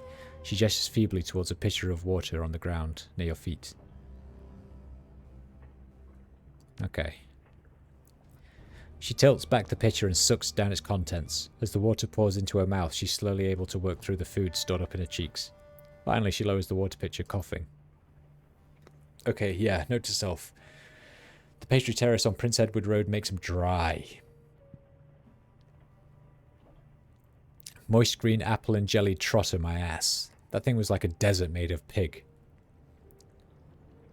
Maybe you shouldn't have tried to cram the whole thing into your mouth at once. I was challenging myself for science. And it wasn't the whole pastry, it was just half of one. You want the rest? Thanks, but no. I was hoping we could talk. Suit yourself, I'll have it later. So, you'd probably want to talk to me about what happened on the raft, huh? I think that was your place. I think that in your place, I probably would. I mean, that was kind of a thing, right? Any thoughts on the last run? Yeah, of course I do. I mean, it was kind of a big deal, you know? We've already said pretty much everything there is to be said, though, haven't we? I mean, it's not like we didn't go over this already, with the important lessons about responsibility and all that. We haven't talked about that yet, Gobbet. Yes, let's go over it. First, I should thank you. You and Iz came to help me, even though I didn't ask you to, or want you to. Actually, maybe I should be upset about that. But the important thing is that you did help me, and I'm not going to say that I couldn't have handled it without you. But it would have been really, really dicey. Really, really dicey.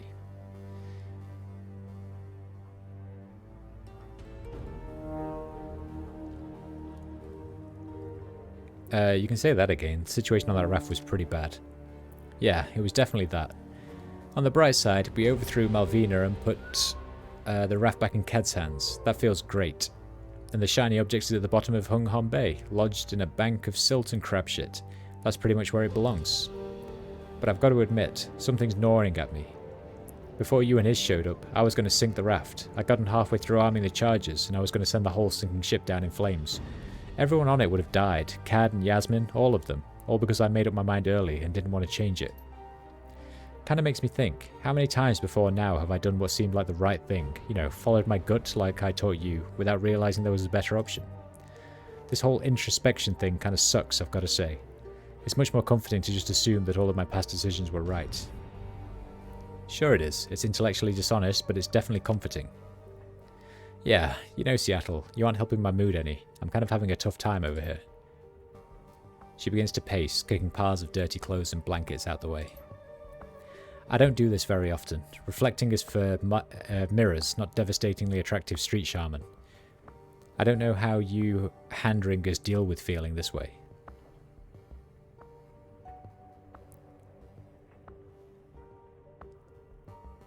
It's pretty simple. We acknowledge our mistakes and our near misses, and we own up to them. Okay, I've pretty much got that step covered. What's next? What comes after this?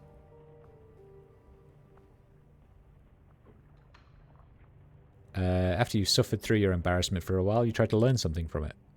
Huh, you're always boring, Seattle, and it's complicated, and it comes with way too many bad feelings.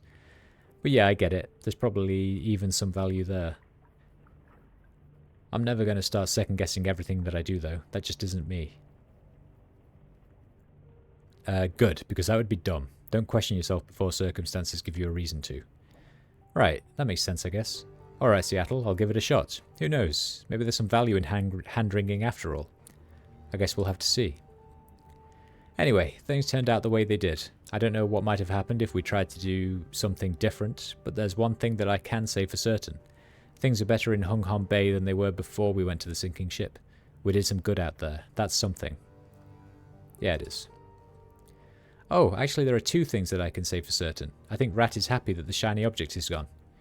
She fishes in her pocket for a few seconds, then produces a chunk of stone the size of marble. It appears to be made of the same marble Jade read the shiny object was. Check it out, she gave me a present. Are you sure that came from Rat? Of course I am. I had a vision. It had colourful lights, dancing rodents, the works. And when the world came back into focus, this magic marble was in the palm of my hand. Neat, huh? Now, I don't quite know how it works yet, but I'm sure that it does something. I mean, it has to, right? Rat wouldn't just give me a normal rock. She's a trickster and all, but that'd be mean. So mark my words, the next time we're in the field, something magical is going to happen. I mean, literally magical. It'll be a journey of discovery for both of us. Good. And thanks, Seattle. I really, really mean that. You can fly by my side anytime. Thanks, Gobbet. Right. So we've got some runs to do.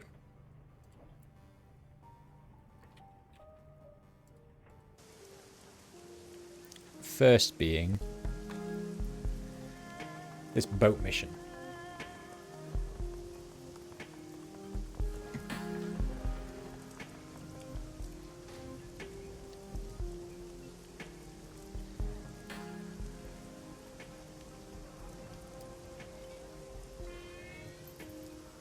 Stupid game always cheats. Head to the MV Nalchi, that's right. And I want to take Gaichu, I want to take Rakta, and I want to take Gobbet, because that is my crew.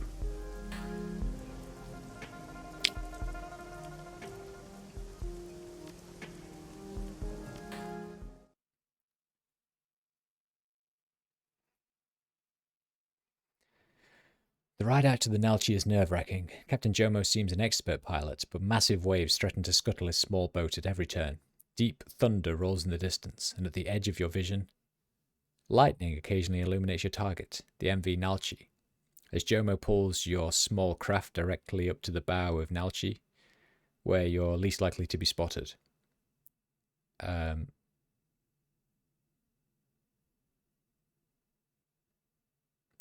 As Jomo pulls your small craft directly up to the bow of the Nalchi, where you're least likely to be spotted. That's a full sentence, but it hangs in the middle. As something happens, what? Grammar. He throws a rope ladder up over the side, hustling you aboard before pulling away. Time to get to work. Let's start replacing some of my team's shit. Oh, that's pretty cool.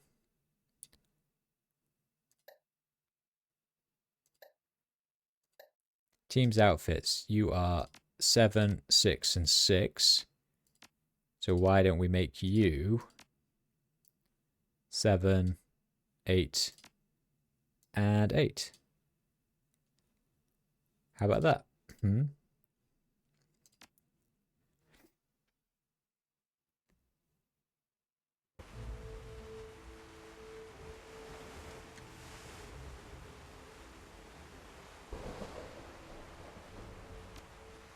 Climbing onto the foredeck of the Nalchi, you pause to catch your breath.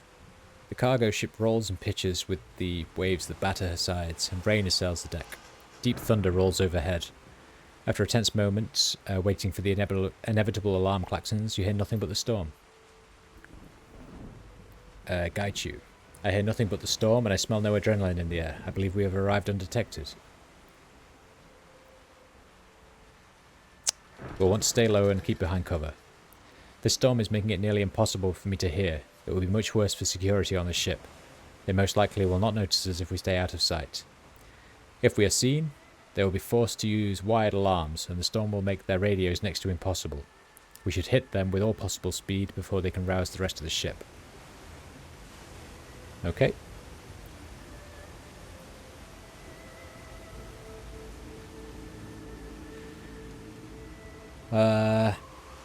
Simple interface for the Nalchi's above-deck systems. Drainage, running lights, water pressure, and cameras. Most of the systems seem to be basic enough that you wouldn't be able to do much with them.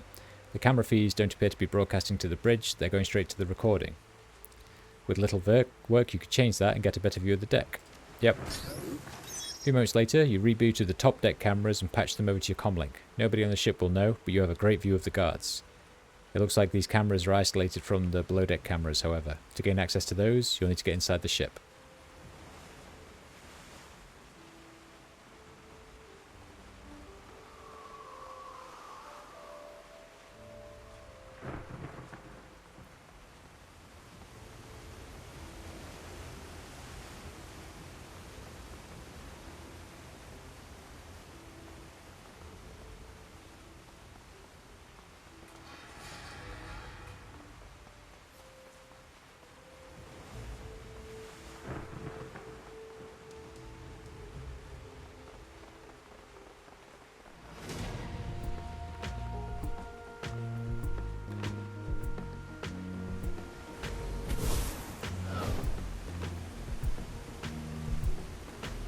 Stop them before they raise the alarm.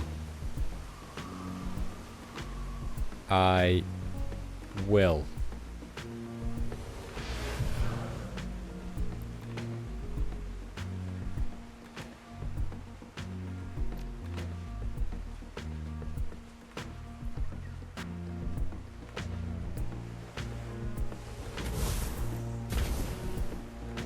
Oh.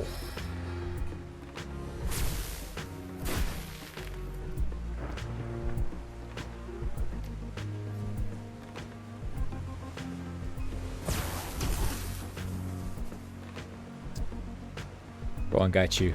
Show us what you got. Do you have different stances or something? Oh, you do. What's water stance? 3 attacks in sequence. Metal stance. Your attacks do AP damage. In exchange, your dodge is increased. Dodge is reduced.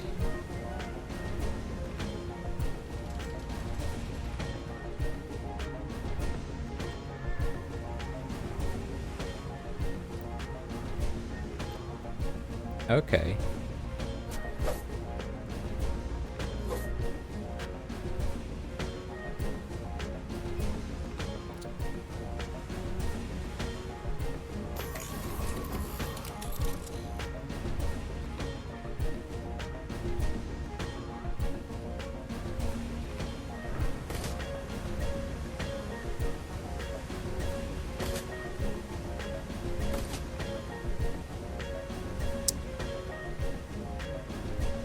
Can you overclock him?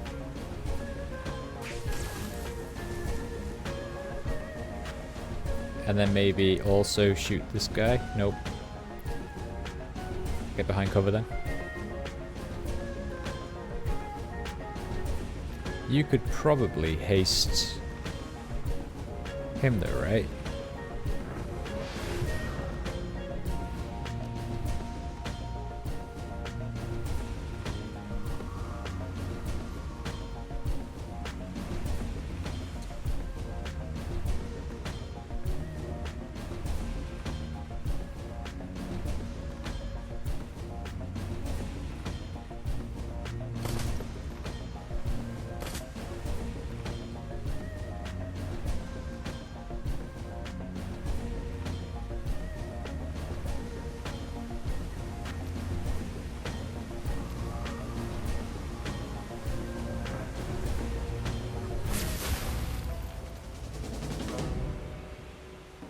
Nice.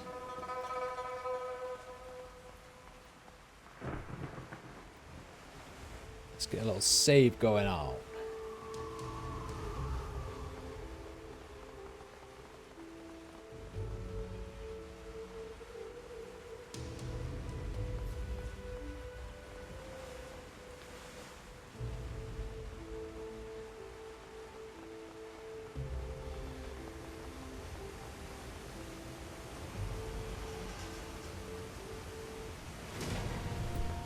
I clicked combat mode, but nothing happened. That was frustrating.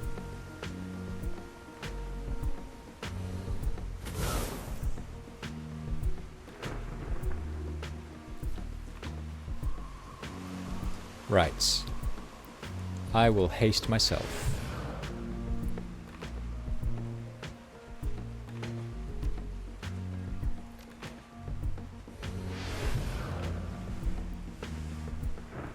You can haste you and shoot at security mage.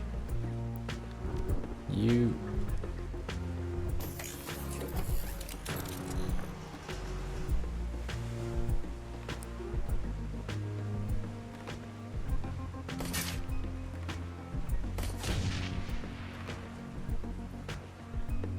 Nice.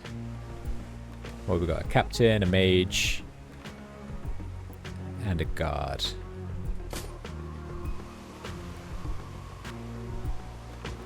Sweet.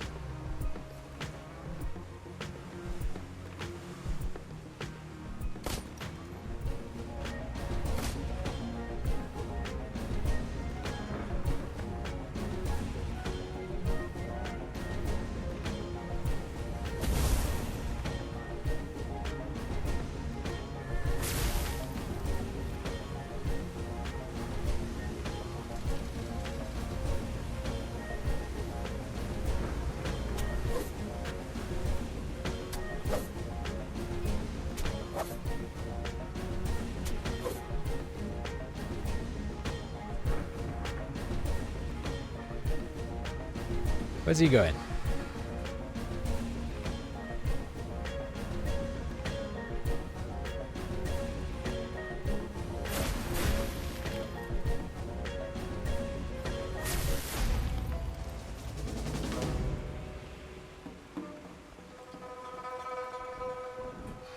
Perfect. What were we even doing here? Whistleblower. Right out to blah blah blah blah blah. Brightly decorated case of chips for reliable Matthew. I can't even remember what we were supposed to be doing here, but never mind. Never mind, let's continue.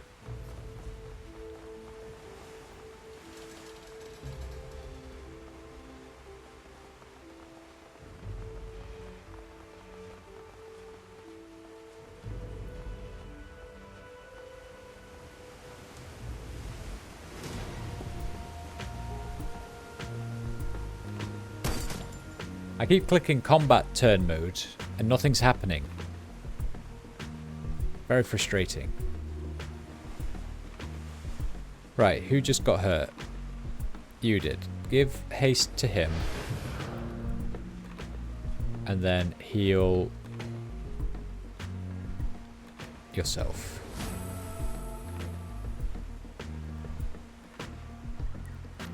I will give haste to myself. What have we got? Sniper, Enforcer, Captain. Is that everybody?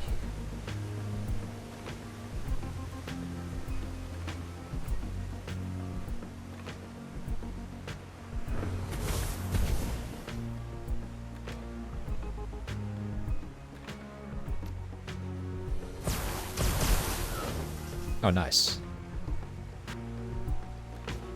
Yeah, come on, Gaichu. Get down here.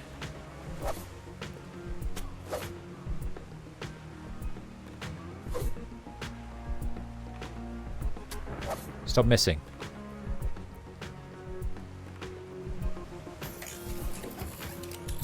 You get our little boy out.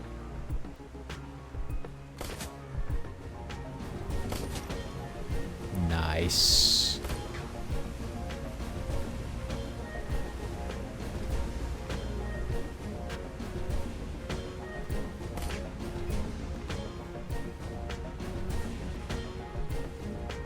He's going for the alarm.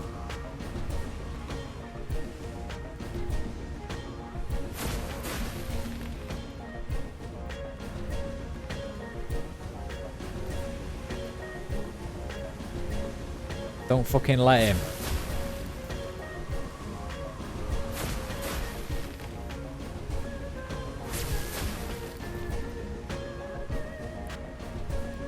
Kill him, Rector. No. Gaichu.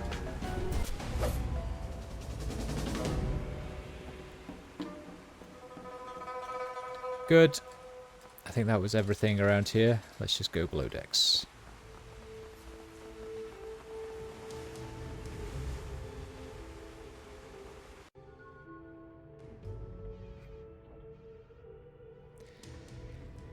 Get the tissue samples, get the project data.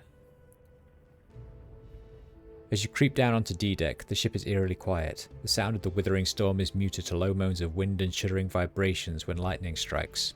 Collecting yourself, you listen carefully to any other sounds. Nothing. Your presence on the ship appears to be as yet unnoticed. Nicely done. We're almost to the goods, and the rest of the ship's got no idea we're here. Fighting down here will definitely get their attention though, so let's play it smart. We get the goods, radio our pickup, and get out. Exactly. Let's wrap this job. Keep your eyes open, Seattle. We got this far by being careful. No, we didn't. No reason to change that now. I'd like to get home without any extra lead in my body.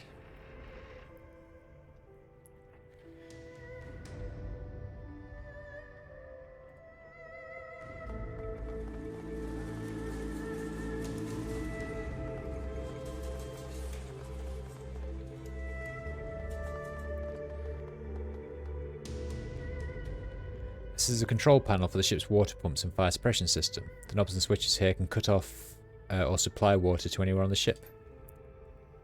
The readouts indicate the fire suppression system doesn't have any safety locks. By adjusting the pressure, you could flood the hallways leading to this deck, slowing down any guards trying to reinforce the area. This would certainly set off a ship-wide alarm and draw every available guard to your position, however. No, why would I do that?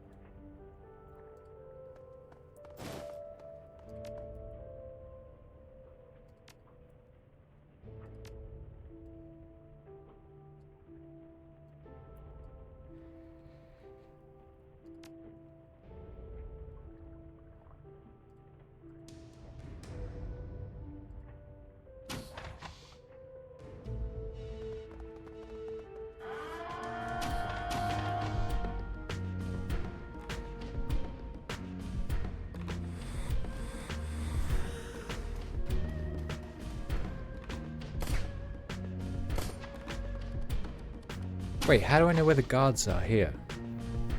Let's reload, because I want to be subtle. Or as subtle as possible.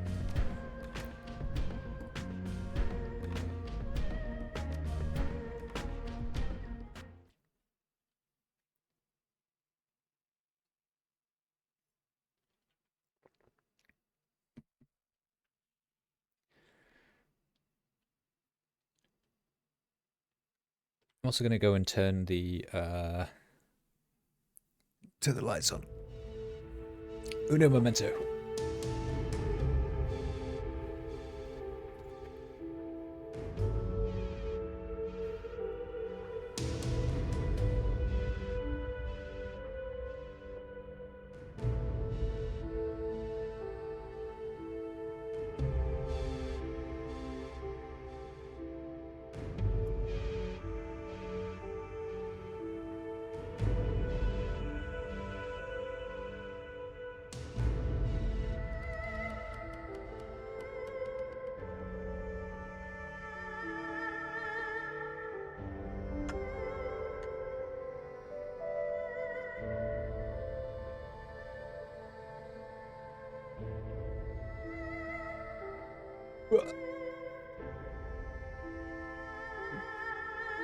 Okay, let's try this again.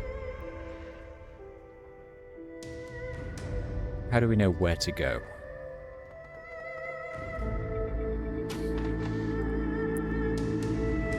Diagnostics computer. This computer appears to be for monitoring and controlling ship systems, power routing, alarm systems, and bilge pumps. Like everything else on the Nalchi, it's an obsolete piece of junk that doesn't even have a VR interface. If this controls ship systems, maybe we could draw the guards to a different deck by triggering a false alarm. Investigate the power routing systems. The power routing systems appear to be connected only to some low-level ship functions, sewage control, HVAC, and backup battery. Investigate the alarm systems.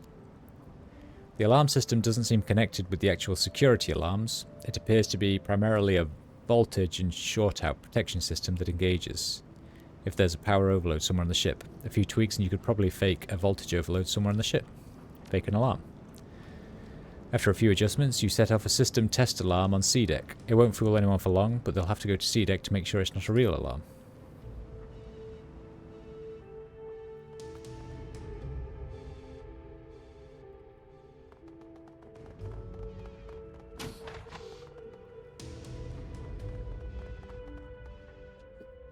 This panel's control is hanging off, wires inside sparking occasionally. Looks like someone was recently in the process of working on the cabling but was called away. This might provide useful access to ship systems. Searching through the wires and cables, looks like someone was in the process of upgrading the internal camera system. Let's rewire the camera feed.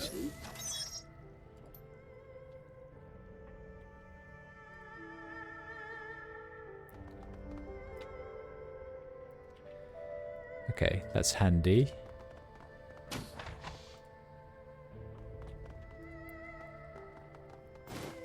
This is... yeah, I will take that. Gobbet, you can have it.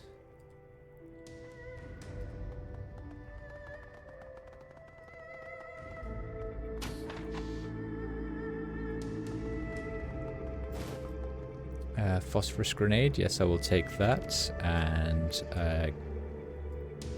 Gaichu, you can have it.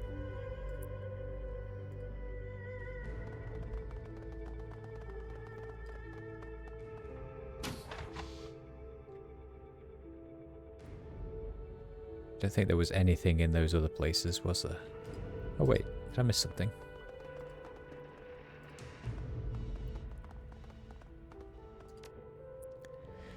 A medkit, you say?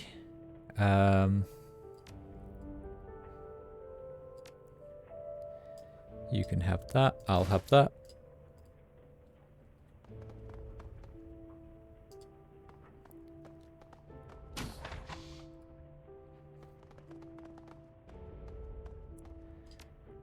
I will take that. Let's give that to you. You can have it for now.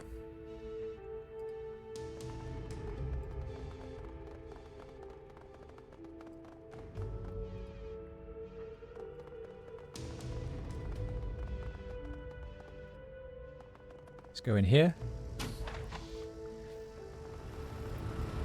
This is tissue storage. The cold storage tank and attendant machinery are lit from within the organic soup by flickering baleful lights. The tank containing Omega Sequence 358G chugs quietly with the hum of pumps and coolants. As you look at the tank, the fluid shifts and there's a soft thump as a mass of organic matter drifts up against the glass. A pale, lidless eye stares at you from within the tank. The face it resides in is a ruined mass of tumours and scabrous pustules, a mutated mass of teeth and indeterminate growths dominating what should be the nose and mouth region. As you look, it fixes its lone eye upon you. The pupil flicker back and forth as it tracks your motions.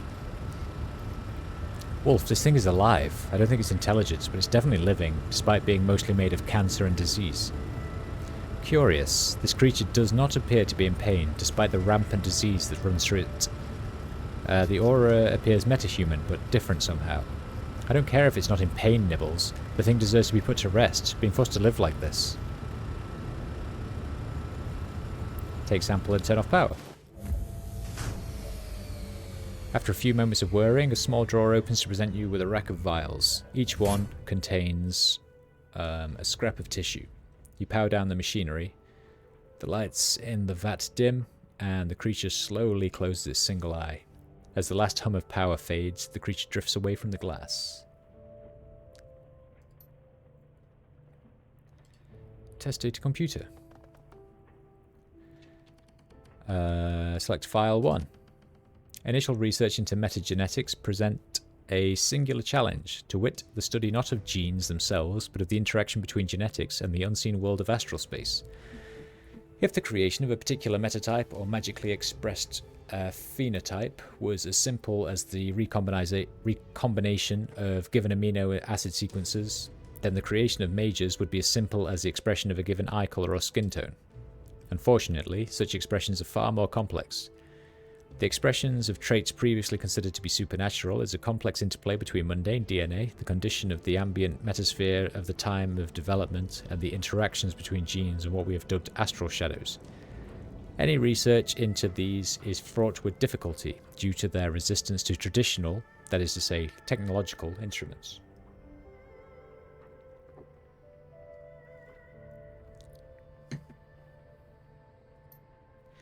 Ergo, Omega Sequence 358G is a project decoupled from the usual safeguards against project overruns. We have been granted extensive magical assistance in our pursuit of higher metagenetic understanding, as well as autonomy from legal concerns. As such, Omega Sequence Project's materials must be kept in Eastern Tiger secure facilities only. Deviation from this may result in local law enforcement interest, and subsequent cleanup costs can be prohibitive. File 2.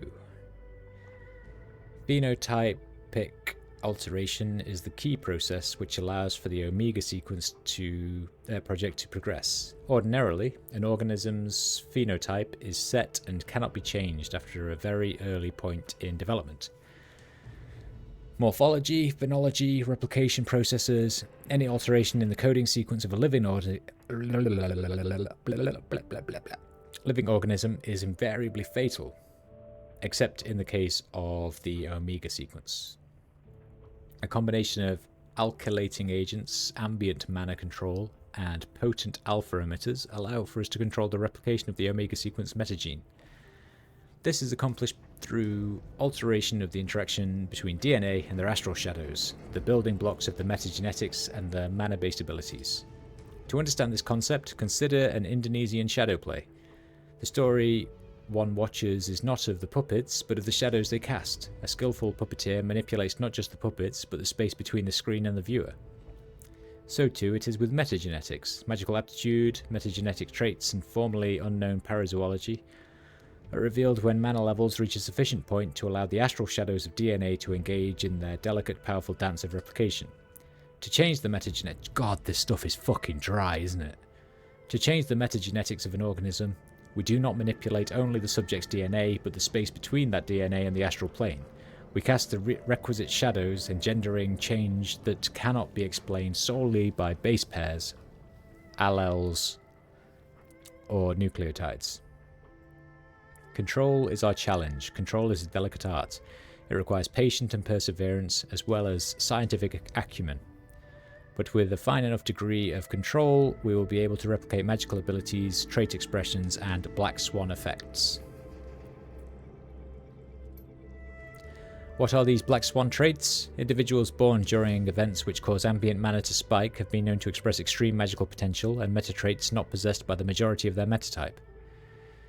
Research into Homo sapien nobilis subjects born during the Awakening, for instance, indicate that ordinary elven longevity simply does not apply, that there is no upper bound to their telemetric regeneration. Effectively, they appear to be immortal.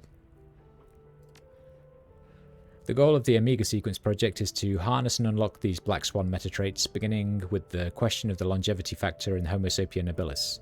Treatments for extending human lifespans already exist, of course. Organ transplantation can extend life by up to 50 years, and leonization treatment can theoretically extend life for several hundred, yet the drawbacks of these are apparent to anyone who scratched the surface. Leonization is prohibitively expensive and erodes the patient's essence with every treatment, leading to eventual systemic collapse. Organ transplants can preserve the body, but plaques build up in the patient's neural tissue, and the patients must take a cornucopia of immunosuppressants for the duration of their life. True longevity lies in preventing aging from occurring at all. Omega Sequence 35HE represents our most advanced metagenetic prototype yet. Preliminary results indicate that the test clone's age will lock at 19 years and progress no further. Why 19? I would say like 24. I think that was like peak for me, 24. God, to be 24 again. In order to test this, we have induced artificial aging in the clone through our fast-grow organ replacement process. Unfortunately, this has led to an explosive cancer and mutation rate, rendering it non-viable for any other types of metagenetic research. Even so, the value of this test subject cannot be overstated. Download the data.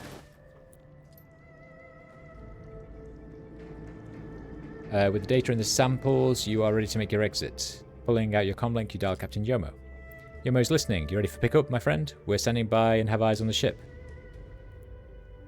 Come get us. We're done here.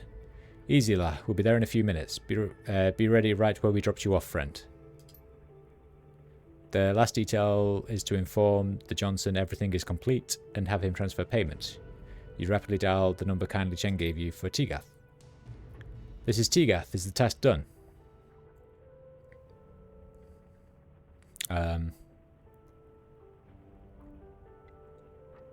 We're done here. We can release the data at a time and site of your choosing. That was swiftly done. Unfortunately, there's been a complication. I can't transfer your payment till we meet in person. I've had a tail on me since I arranged the run with kindly Cheng. I think the Seoul Pass have caught up with me and are watching to see what I'm up to. I can shake the tail, but I need to ensure my safety before this is done. I can help, but it'll cost you. I'll pay whatever it takes to get them off my back. If I can't, my family's still dead. I have a safe house in Ho Chung village that I set up before landing here. Meet me there. Call me when you're close and I'll shake the tail. As long as we can get it handled in a hurry, I should be able to clear out of Hong Kong. My rates just went up significantly. We can discuss whatever extra payment you think is fair once we meet in person. Oh, what a crock of shit. Are we really going to help this guy out? This isn't our problem. If we want to get paid, we'll have to. Fine, fine. I guess we kind of have to. But I want you to know I will be very surly about it. As you start to move away from the Omega Sequence cargo, you realize your comlink is buzzing with incoming call. Pulling it back out, you answer. Huang Jae-min. Good evening, Wolf. My name is Huang Jae-min, and I represent Blue Heaven Seolpa Ring. I've just become aware that you are in possession of data and tissue samples from Project Omega Sequence 358G. I would like those samples, and I'm willing to pay you for them. Who are you, and how did you get this number? Quite frankly, your employer doesn't know the first thing about Matrix security.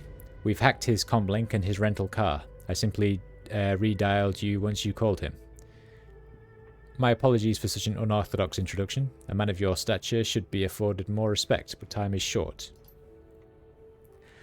I understand you are an associate of kindly Cheng's. My own organisation is far too trivial to have attracted her notice, but I believe you can help change that. Merely doing business with you will increase our standing a great deal, and since I have information that may save your life, perhaps we can come to an arrangement.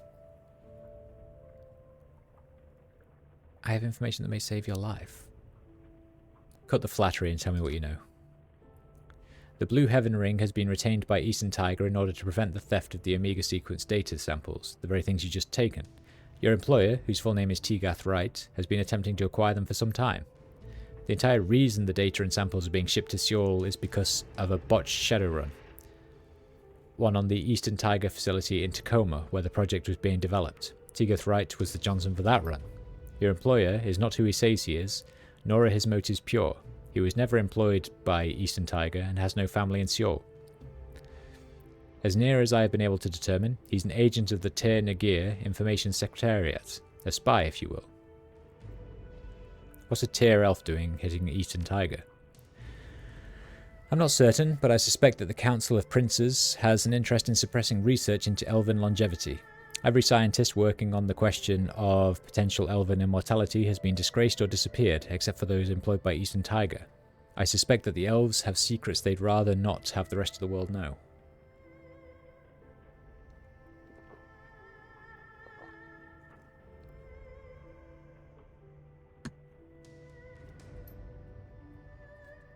Wright attempted to intercept Eastern Tiger's cargo at every point it's landed. The strike in Tacoma was only the first. There was a second attempt in Perth and a third near Riau Islands, against the very ship you're now on. Don't think for a moment that Wright will hesitate to kill you as soon as you hand the data over to him. So what do you say? I will pay you for the data you have, and both of us can eliminate Wright and whatever hired guns he's brought along. I think it's a fair arrangement. If Wright double-crosses me, I'll kill him myself. No deal. I'd hoped we'd be able to come to an agreement, but if you refuse to see reason, bullets may prove more effective argument. No one crosses the Blue Heaven Ring and lives. Your death will be an object lesson in that. Well, I think you've made a new friend, Wolf. I think he's unwittingly just gotten in far over his head. He'll get what's coming to him. Let's get out of here. You put your comlink away and check the time. Captain Joma should be arriving.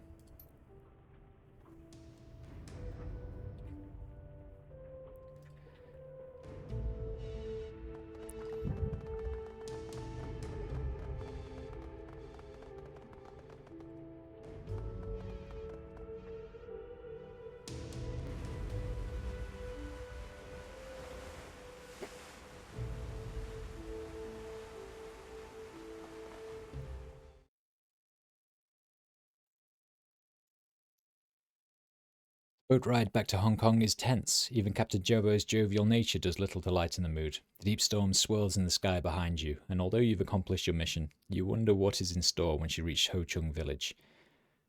What will be waiting for you in Ho Chung? Who will betray you?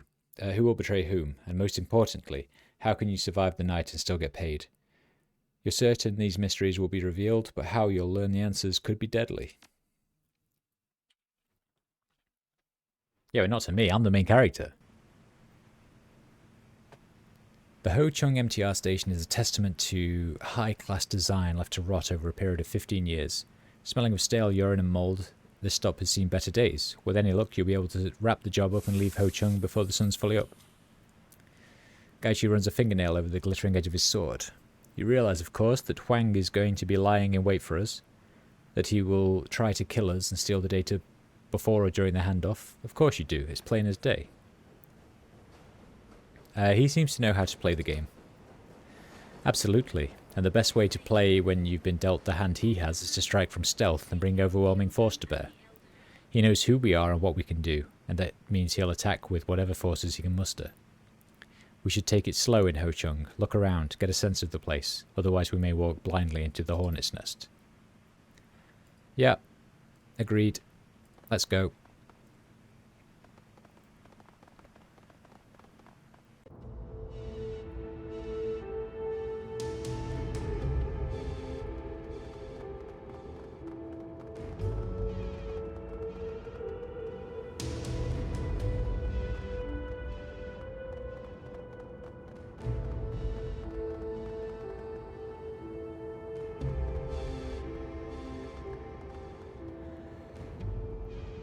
Hey friend, come look at my wares. Many fine souvenirs for you. How about some information? The vendor eyes you warily. Maybe I can help, but how can you help me? I'll give you some money. Here's some money. Yes, good. Thank you very much, friend. There were some mercenaries moving through here earlier. Big guns, nasty expressions. I think they were from outside Hong Kong. I didn't understand the words they were saying. I didn't see how many there were. Less than 10, but enough to be a crowd. Anyone starts shooting, keep it away from my stall. I don't want any trouble. So there's less than 10 bad guys.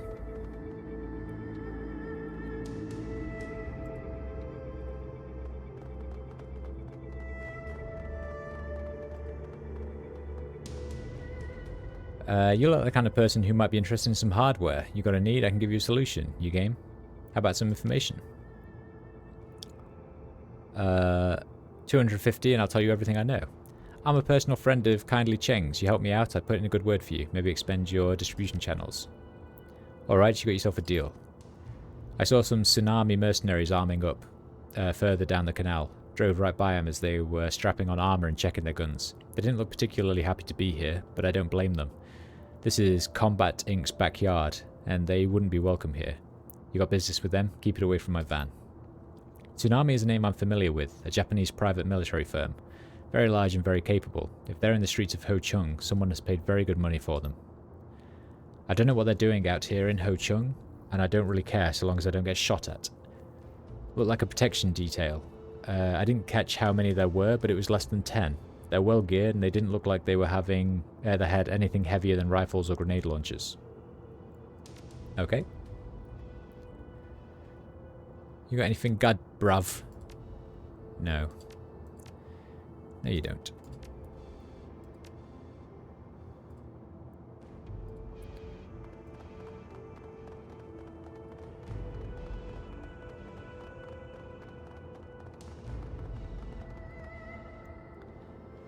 Filling down. Ginkgo biloba in bulk. Got a cut, stock wagon, first aid kit, plenty of disinfectants. Information, please. What do you want to know? I see a lot from my stall. See anyone strange lurking around?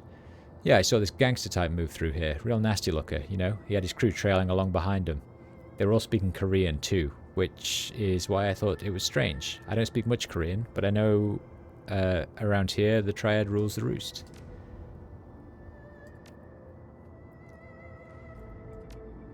So are they Korean or Japanese? I'm confused.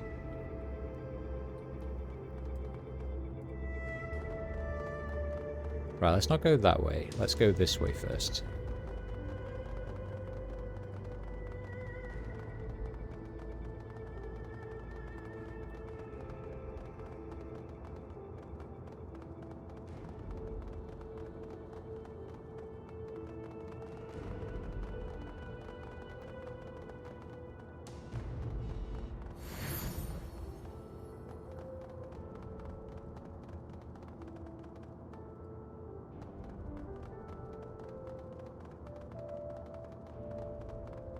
No? Nothing around here?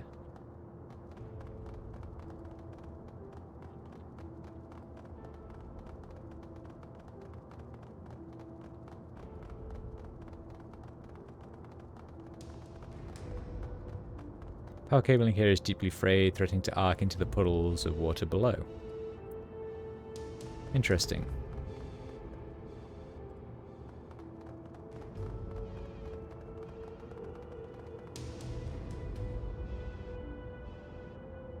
And I guess that's the same here.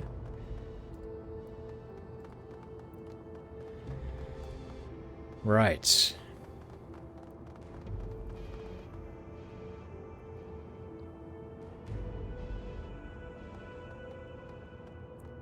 Tegath fidgets nervously as you approach him. His entire body is tense and his eyes flick rapidly around the market as if searching for unseen threats. He relaxes as he notices you. Oh, thank God you're here. I'm at my wit's end, and I can swear that I'm being watched everywhere I go. I don't like being out here. It's too exposed. Listen, did you bring the stuff? The faster I can get this stuff and leave Hong Kong, the safer I'll be. You stink of fear, little man. Calm yourself. If a threat arrives, we will deal with it for you. Okay, I'm calm. Can we just get this deal over with? I got a call from the Seoul Pass that are tailing you. What? How did they know to call you?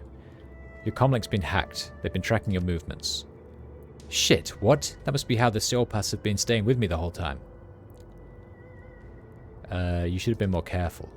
Right, obviously. Well, hand over the data and samples and you can get paid, then we can all go home safely. Not just yet. None of this makes logical sense, you realise. What about your family? Publishing the data? Your concerns have changed to a remarkable degree. What do you mean by that? It means we know that you're from Tangira, you son of a bitch. And we know you've been trying to get this shit since Tacoma. What? A bunch of crazy psychopaths spin a story and tell about me and you're going to believe them? Your story just doesn't add up, Tegath. You're lying to me. The elf's expression abruptly changes. His fear washes away, replaced by cold professionalism. His fidgeting ceases almost instantly. I see. Well, now the cat's out of the bag, I need to figure out what to do about this snarl. No sudden moves. I'm getting awfully nervous. You move too quickly, accidents can happen. Don't be melodramatic. I'd rather avoid bloodshed if it can be helped. If you're amenable, the deal can proceed as planned.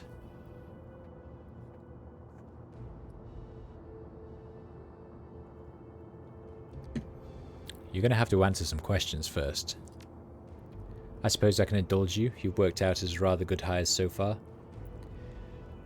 What's Tangire's interest in Eastern Tiger? Frankly, nothing. Zero. Eastern Tiger just happened to be the company researching into things that it shouldn't be. My orders are to terminate that research. Tell me about Omega Sequence 358G. Research into longevity, telomeres, the elven metagene. You've heard the rumours, I'm sure. Immortal elves hiding in positions of power for centuries, manipulating world events. Total rubbish, all of it. The Council of Princes wants the research shut down. Not only is it unethical, it stokes the flames of anti-elven sentiment. With every resurgent rumour that our people could live forever, we run the risk of another night of rage. No other government cares for the elves like Tir Tengire. So we take it upon ourselves to destroy this kind of research where we can. Surely you understand that, don't you? You've seen the resentment in the faces of other metatypes. It's a pretty flimsy excuse. I shouldn't have expected you to understand. You're a creature of lawlessness and chaos, not of order and good breeding. What do you intend to do about the Seoul Pass? I don't intend to do anything about them. I intend to leave this horrible little island. The question is, what do you intend to do about them? You live here, after all. Yeah, what are you going to do about me?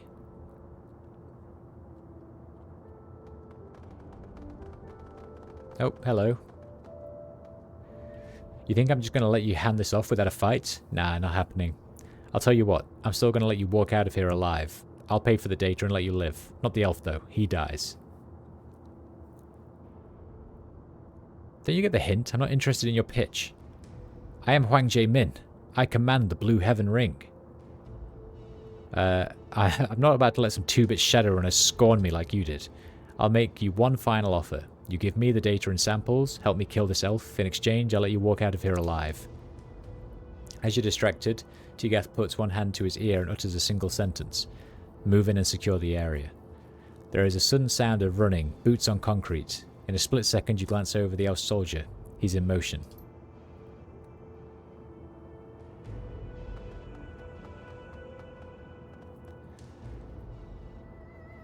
Magical energy begins to arc around Wright's hands. What now then? It seems we're at an impasse, and I'm not about to go back to Portland empty-handed.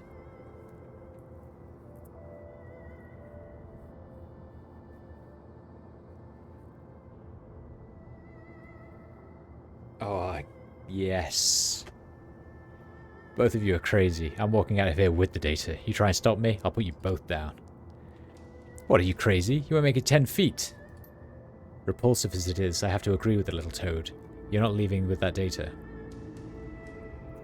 Let me show you why I'm a survivor. Okay, right. This might be...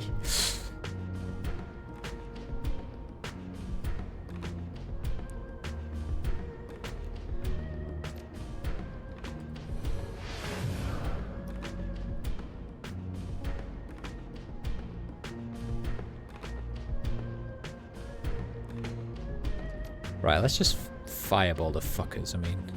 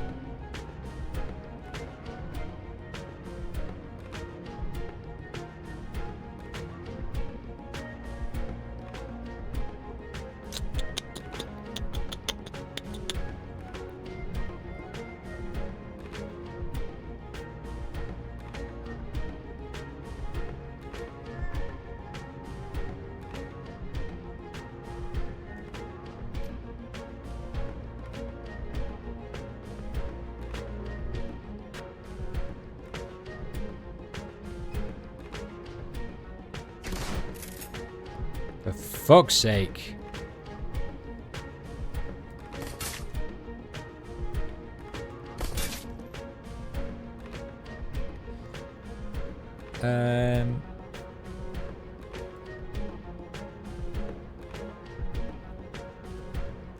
Why don't you overclock him?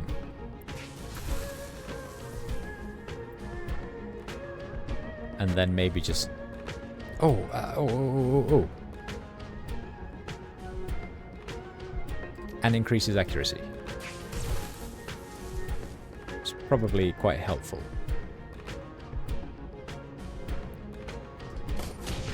Let's kill that guy. Who's up here? A mage, an adept.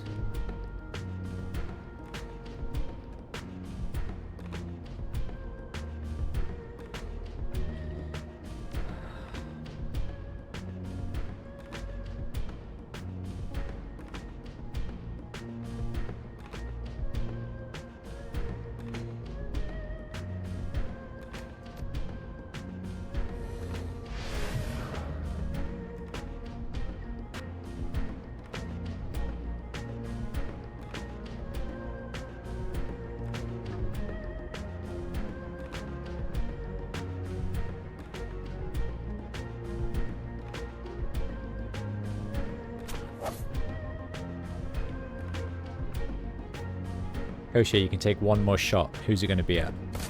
Him. Fuck it. I get another go.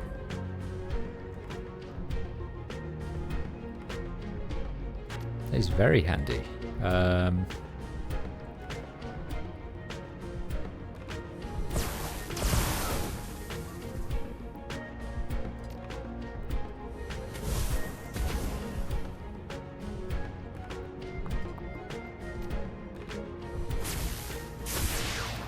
Fuck! 2 health left.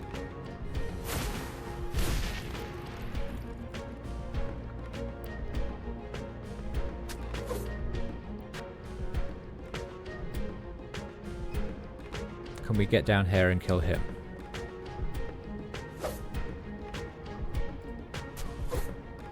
Yes, you can.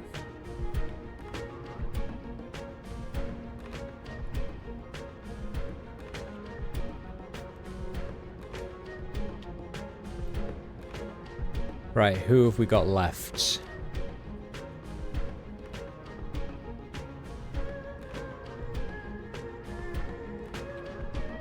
Oh, there's even more over here. Fucking hell.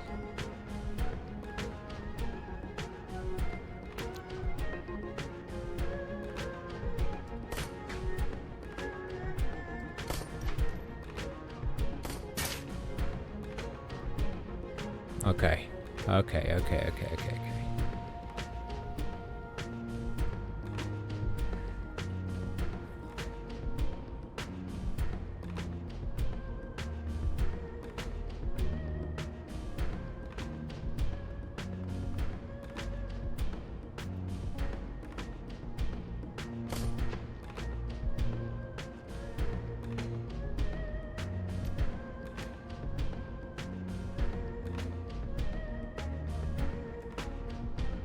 Try and distract their firing lines a little bit, maybe.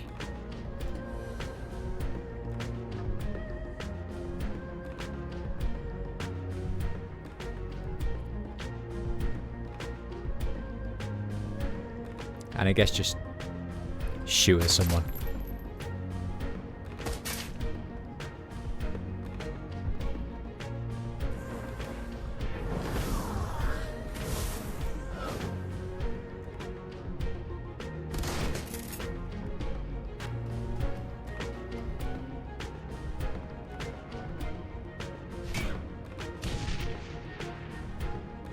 Good.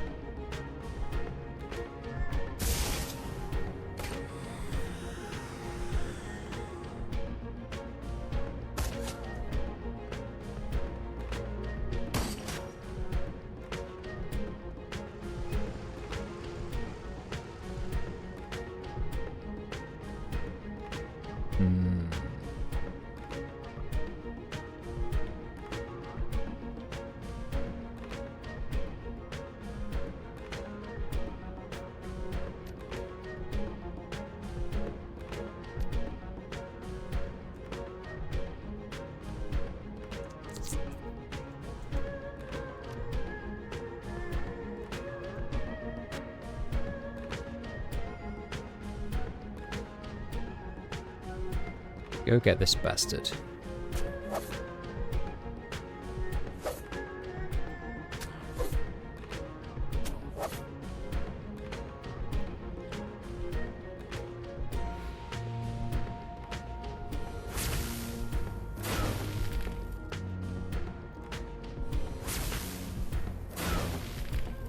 Fuck.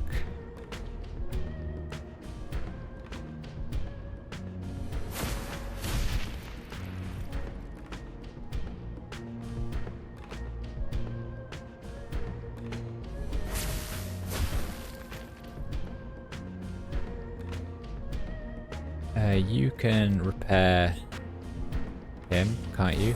Yeah. And just get out your pistol and see if you can shoot someone, I guess.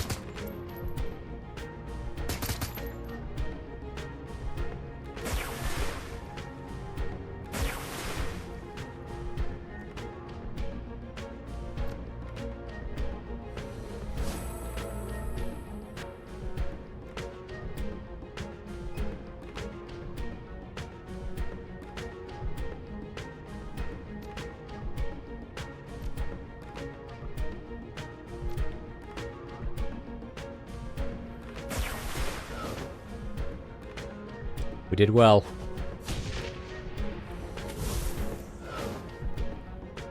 Right, miss. You hurt. Miss. You hurt.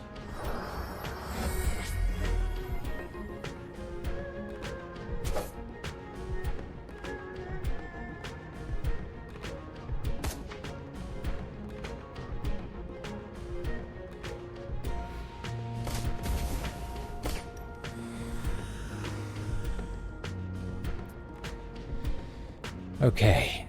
Okay.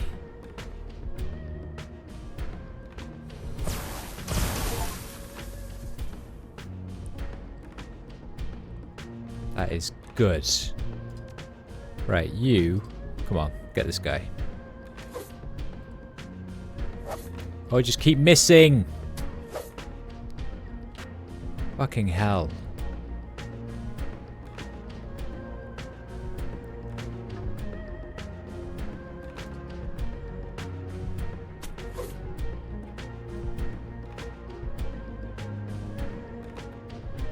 Right, desperately need to start taking some of these guys out.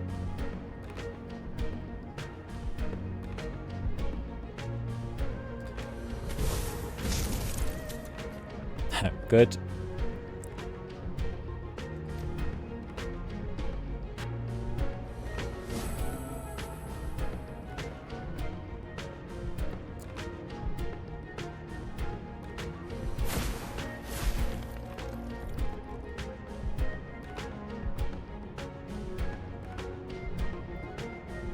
Because in focusing, that increases his accuracy. Go on then.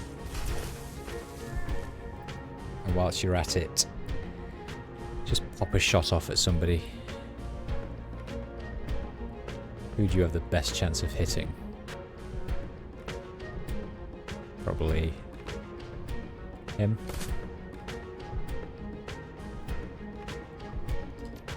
Gobbert, you haste him actually.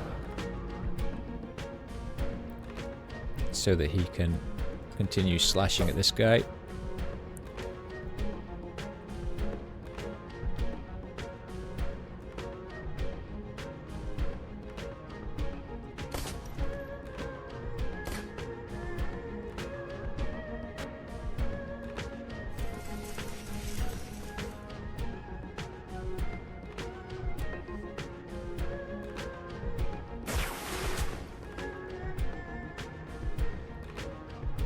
Oh, very good.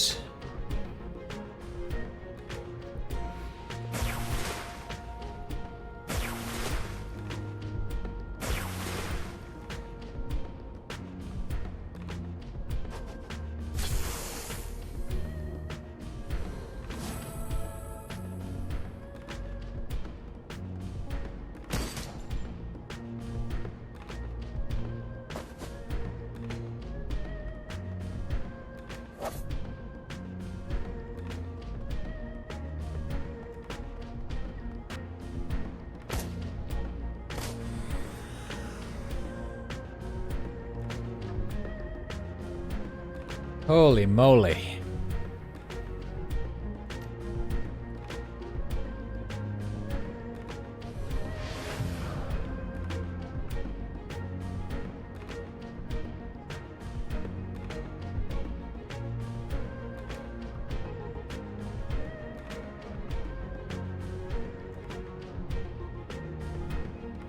Have we got any people properly clustered up together? Not really. Maybe move you out of the way.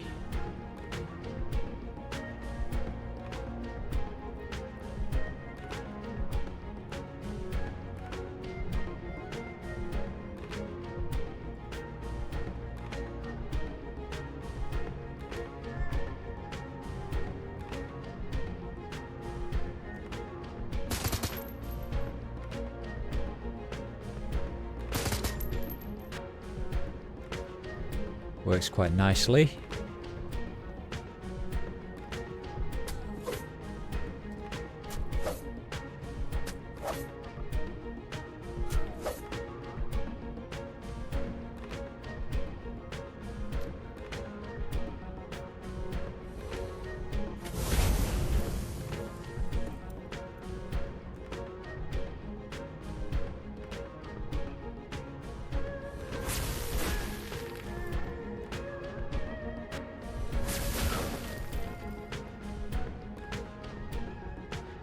Stop missing.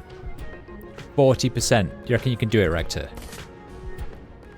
I mean, you did, but you could have done better, couldn't you?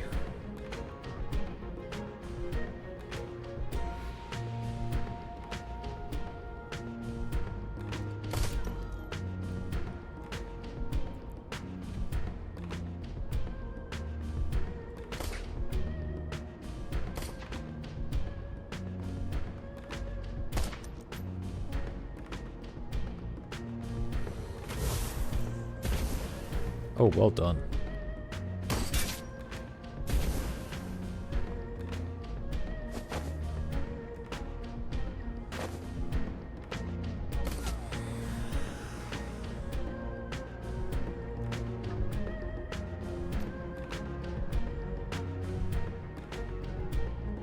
Robert, do you have your heal ready? Yeah, you do.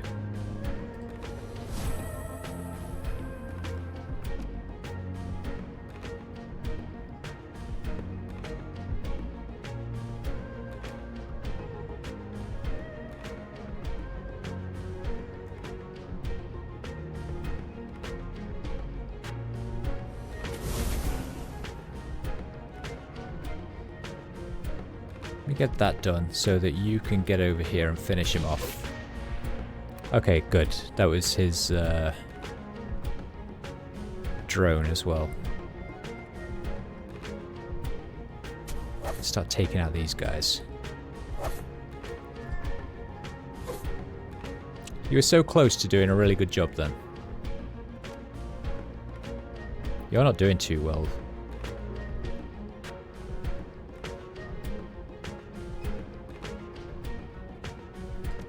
Can you do anything to help him out? Nope, you can't overclock him though.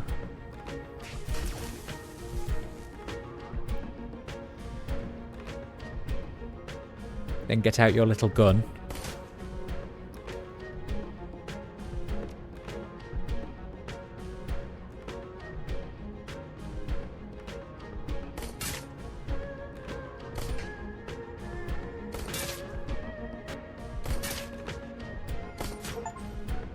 Keep shooting. Use drones to kill 15 enemies. Achievement gained.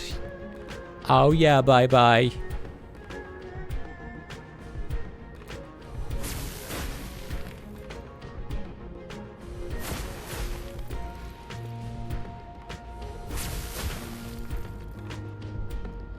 Nice. One left.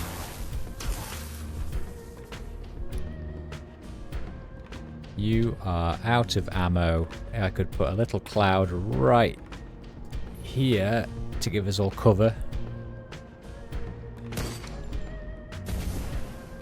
Oh, I forgot about this person. Hey! Let's go fire that at him. Oh, that wasn't very good, was it? And then use the rest of my shit to just focus down this guy.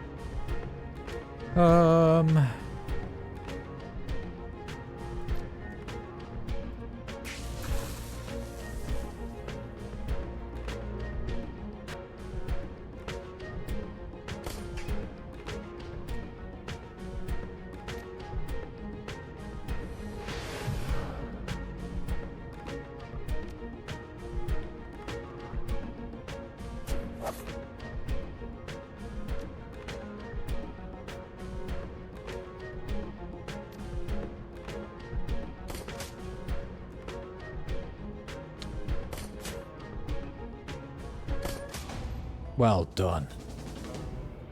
As the smoke clears and the din of combat fades into the night, you take a deep breath. It's finally over. The shit we dealt with tonight, that's why I cut and run. If Auntie Cheng can't find a buyer for that data, we're out of a payday. She seems a resourceful woman. I wouldn't worry over much. But now, I'd like to get home and clean myself off. I would agree. Let's search the Merc.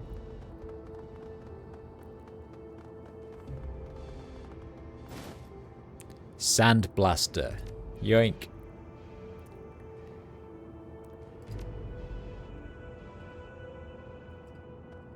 And what about the other guy?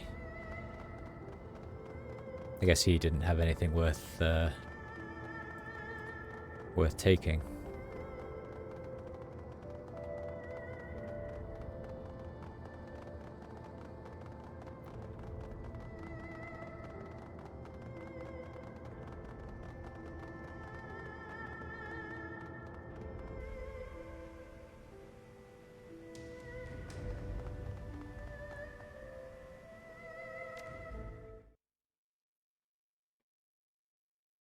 Confirmed. It all comes down to one thing. At the end of the day, the only people you can really trust are yourself and your own team. Neither Tegath nor Huang was on the up and up, and when push comes to shove, you'll stand alone against any odds you please. Back in Huey, and hopefully better work. Back to Huey. Yeah, they were both dicks. I'm glad that I killed them both.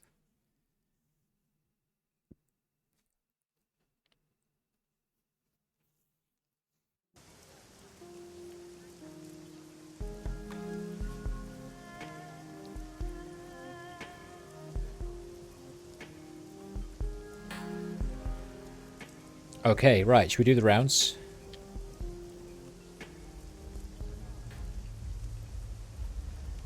I've got a lot on my mind.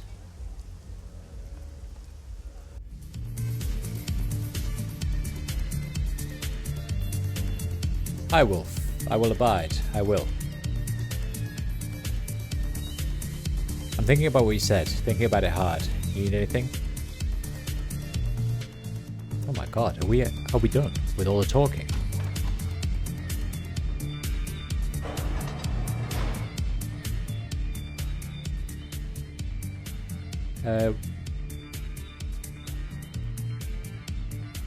We're...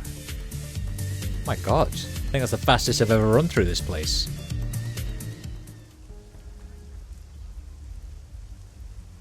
We have whatever she's called up here, Spider Shen.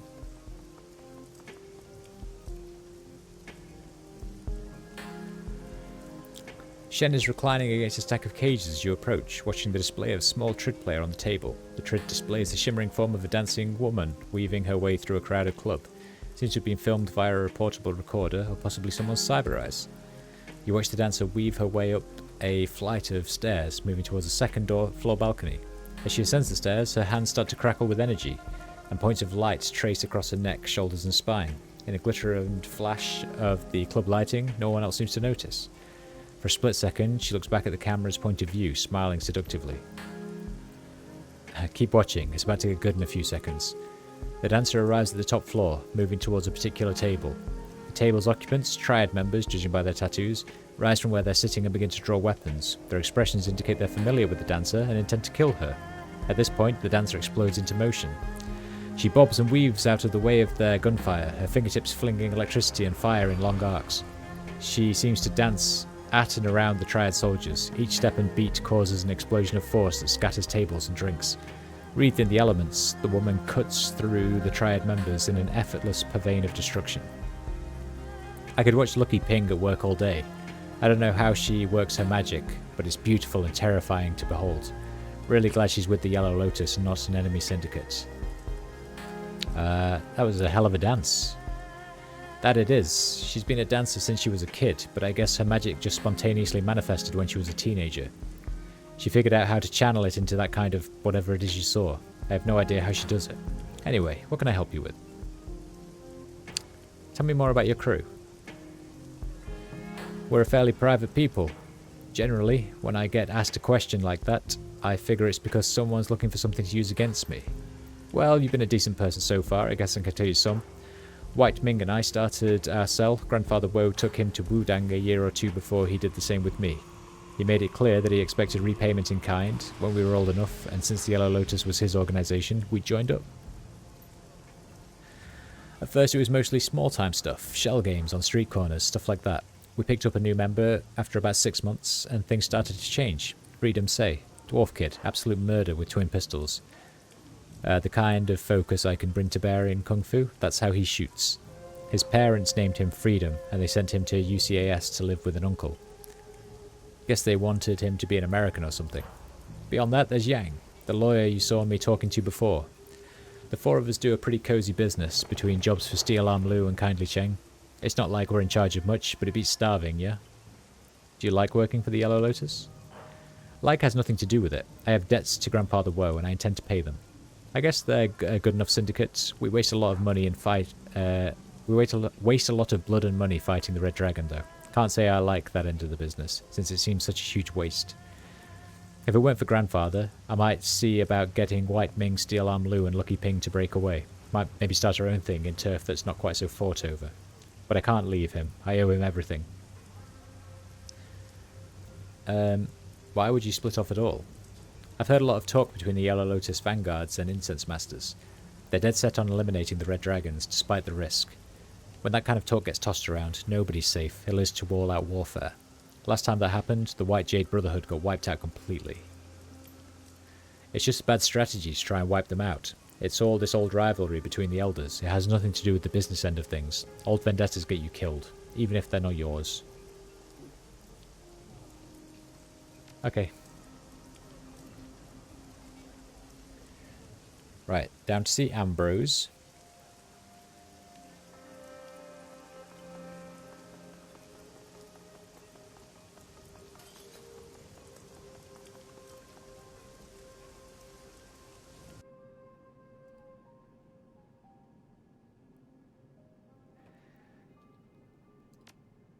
Who has nothing to say.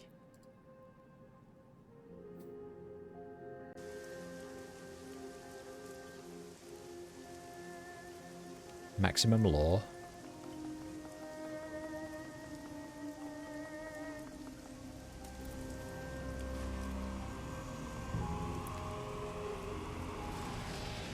Who also has nothing to say. My god, I think I might have actually dried up everything.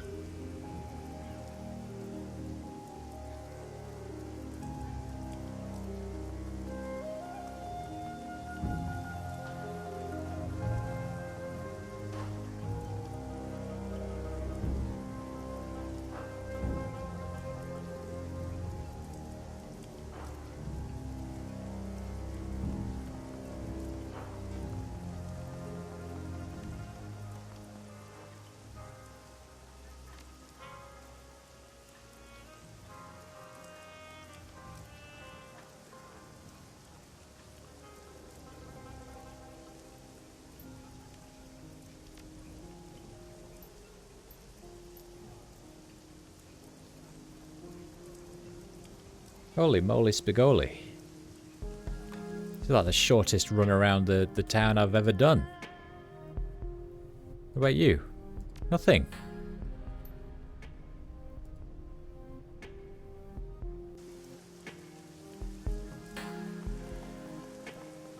Do I need to go in here to talk to the dwarf guy?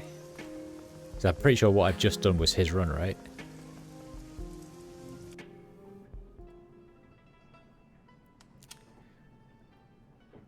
You've got a job to do now, go do it. Oh, it wasn't his. He wants me to kidnap somebody, doesn't he? No time for runners, they have other business to attend to. Okay.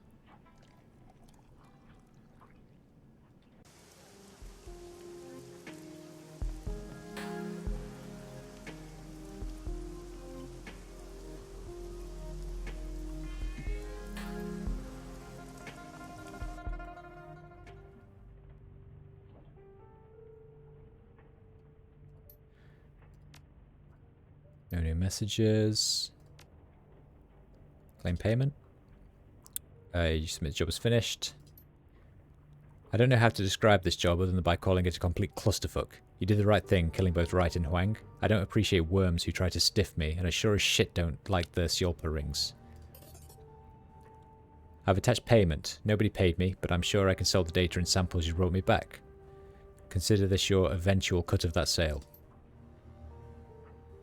Oh, she was happy with it. That's good.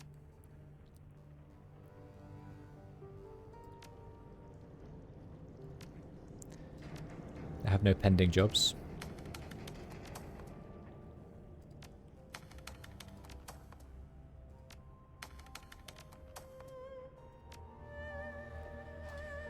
God, that was quick. Hey, why is your door closed?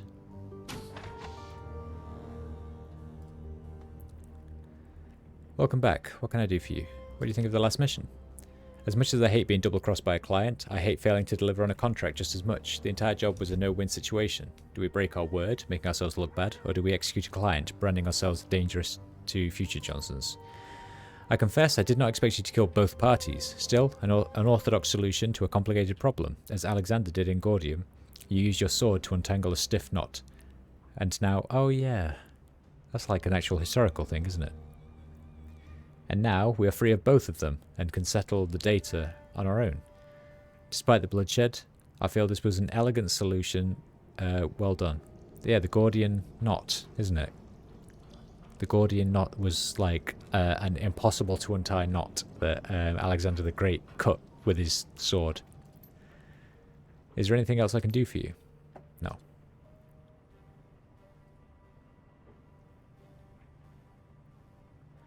Welcome back. Any thoughts on the last run? Ah, betrayal. Never fails to sting, does it? A subject that I am rather intimately familiar with, I'm afraid. Killing both Tigath and Huang was unexpected but invigorating. Such a pleasure to be rid of them. Their death screams served as the high points of my evening. All in all, a job well done, and we stand to profit from the data that we recovered to boot. A tip of the hat to you, my friend. You have outdone yourself tonight. Well, my two bezies are happy with me. Let's go see what these numbnuts are thinking.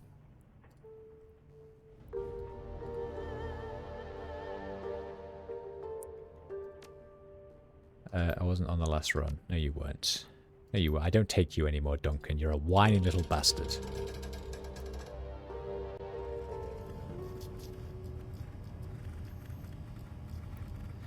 Isabel? Has nothing.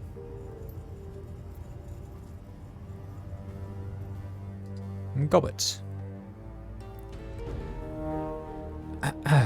Thoughts about the last run? You know, everybody says it's bad form to back out on the job.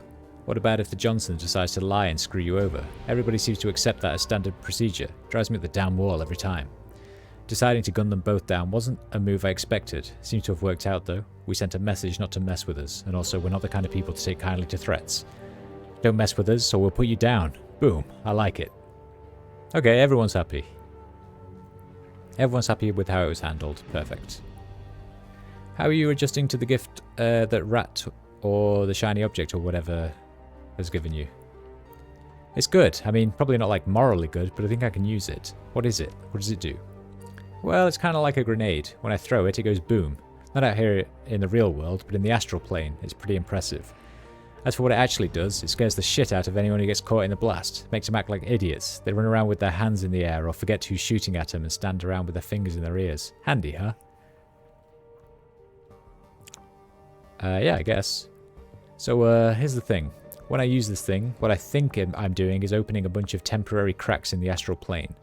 Just little ones, only wide enough for sounds to pass through. People in the blast radius can hear things on the other side. So let's say that I throw this sucker at someone and it goes off. Boom. All of a sudden, that poor slob can hear the things that got into Malvina shrieking in his brain.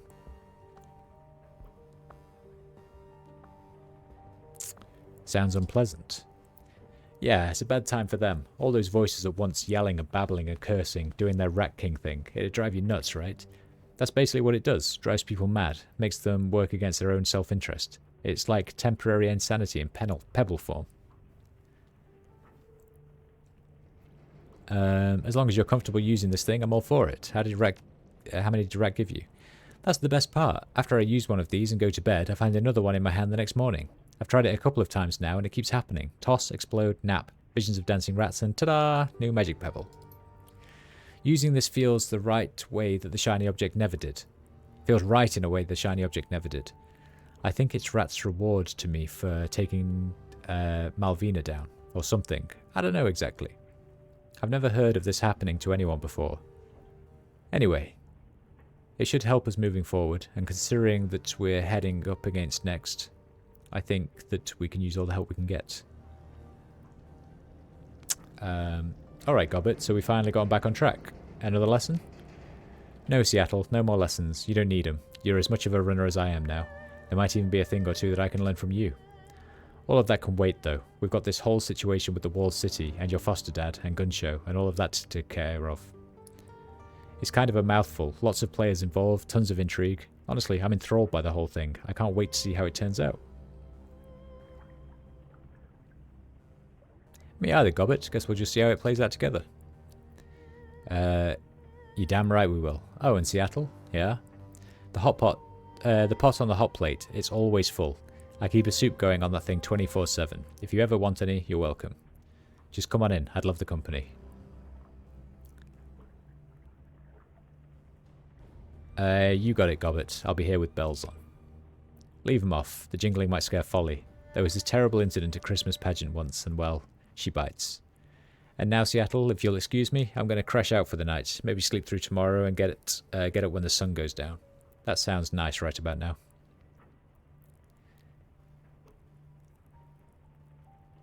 Sleep is for the weak. I'm going to stay up drinking. Scurry along now. Your former mentor needs a rest. Complete Gobbet's storyline. Nice. And I don't think we can sleep anymore either, can we? I think we've done all the sleeping that we want.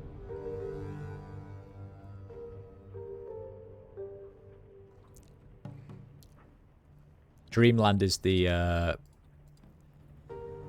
endgame mission. The one that's like, get everything done before you start that. Right, let's go do another mission.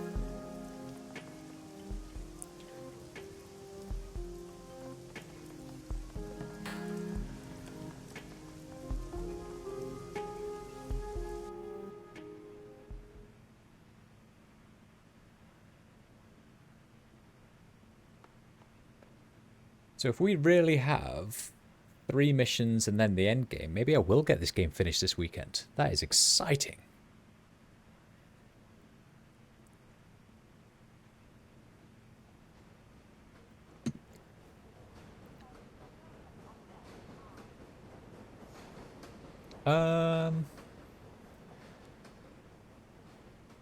What should we do? Dig site, Repulse Bay, Shangri-La.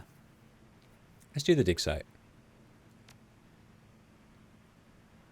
And I want to take Gaichu, and I want to take Rakta, and I want to take Gobbet.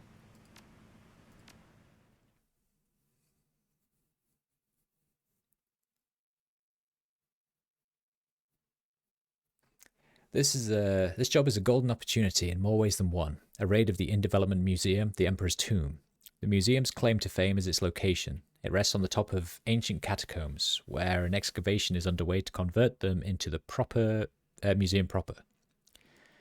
Intel has it that the workers are dying, not from on-site accidents, but from magical disturbances in the area. Despite the hazards, development continues. Your client, Mr. Drake, contacted you to retrieve 2 tomes. Probably ancient, magical, priceless, but it won't be a smash in the park. You have to get to the tomes before they're catalogued, where they'll afterwards be near impossible to access. As you near the museum, its height and grandeur looms unsettlingly over you. Even unfinished, it's reached an imposing size. At least that means it has plenty of room for pricey antiques. The best part? Mr. Drake needs this run to look unprofessional. Shattered glass and looting is encouraged. Okay. I think I'm good. As far as the team goes, I want... What have we got? 7, 6, 6. So... give you an 8 and give you an 8.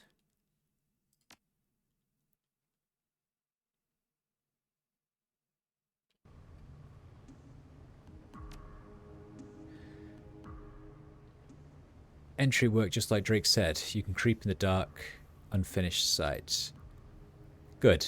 Now, I'll be appraising what you see as you go through this floor. Grab the best stuff and my alarm suppression should keep you afloat. Just don't get too ballsy. If the books haven't been catalogued yet, they'll still be in the basement. The tomb. I'll be in touch.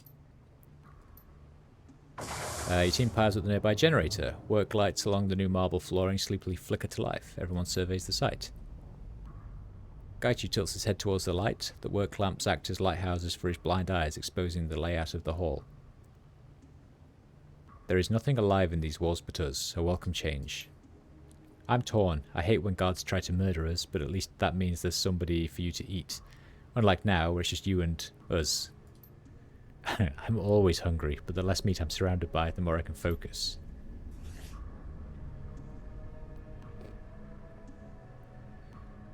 Right, optional. Steal 10,000 Nuyen worth of objects and find the books. Okay. I can do that.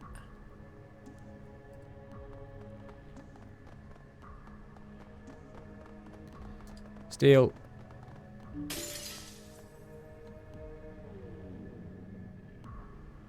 Steal.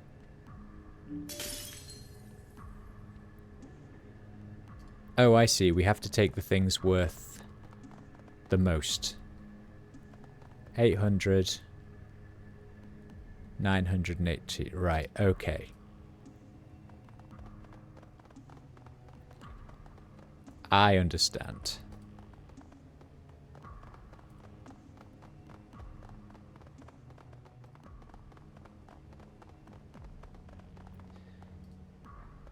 Dragon scales 1,400. Definitely take that.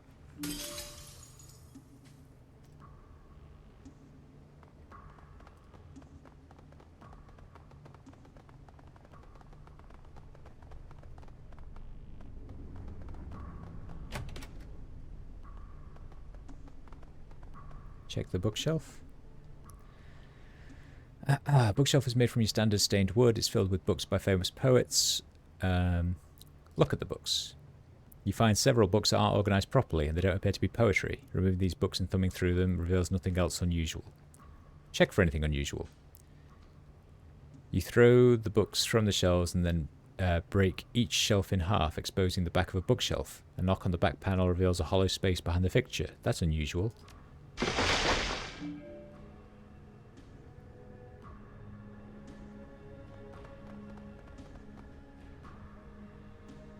Welcome, Lao Zeng.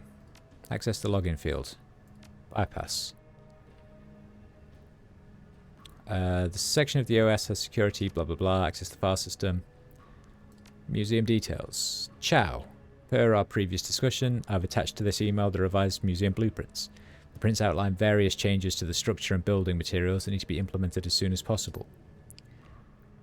Some backtracking may be necessary, but it will cut supply and building costs over 13% without compromising the museum's size and grandeur. I know you're against it, but production output will have to increase in order to meet our end of year unveiling. I'll leave it up to you to figure out the details. But if I find that you and your team are slacking off again, more cuts will be made.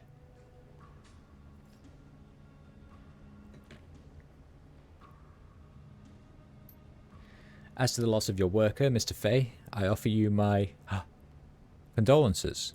However, we both know construction is dangerous work and accidents are commonplace. You can look at this as an opportunity to hire someone more competent and who won't get himself killed. Zeng, I processed your informal request yesterday. Given a persuasive pittance, the Fay family agreed to forego public retribution regarding the loss of Mr. Qian Fei.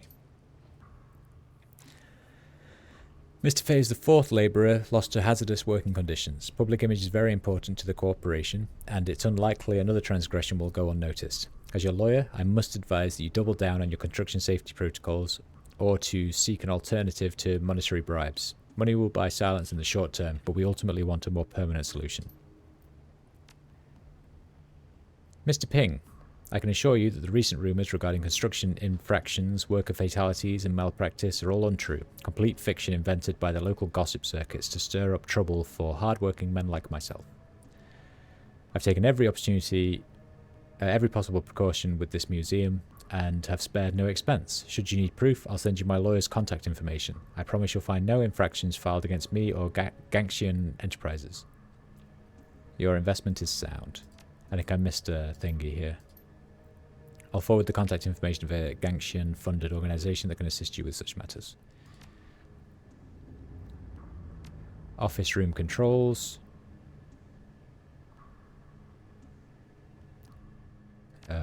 Candle lights. Business casual. Oh my god. And remote building controls. Offline. This place is still under construction. The local matrix network probably hasn't been hooked up yet. Okay. Painting with the plaque beneath it, it reads The Lady of Shalott, 1888.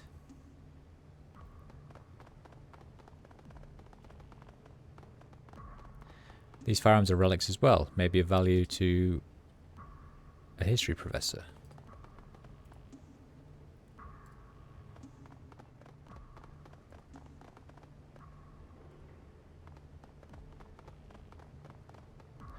Oh, pottery. 2,100. And another one.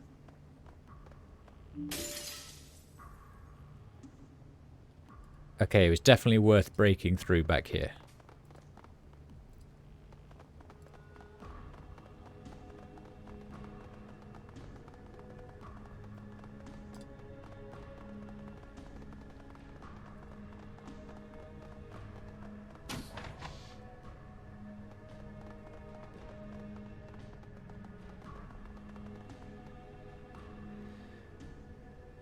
Terminal's powered off. I wonder if that's where you go with the alarm sounds and you want to, like, start again, maybe. Right, we should be okay now, I think. I don't think there's anything else that I saw for 1,000. Let me do a quick save. Wait, how do I get in there, though? Like 950, for example, is a decent amount.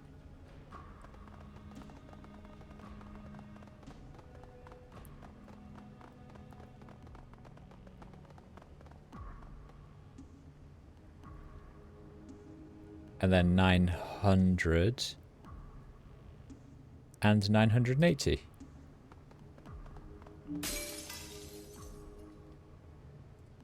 Well, it doesn't really matter at this point, does it? As long as it's not fucking 12. Right, there we go. I don't need to break any more and set the alarms off. So, done that, done that. Find the book. Do not trip the museum alarm. Providing the alarm doesn't get set off when I go downstairs.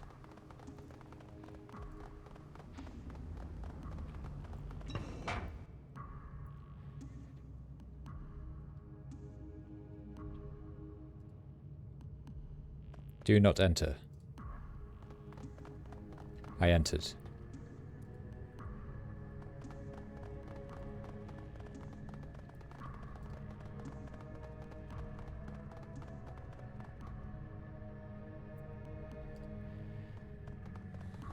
This is awfully big. Hello, mummified corpses.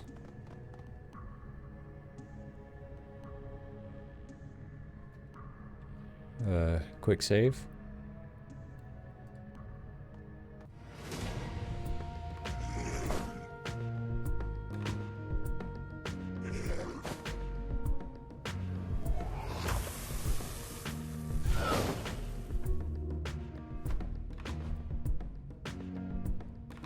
Right.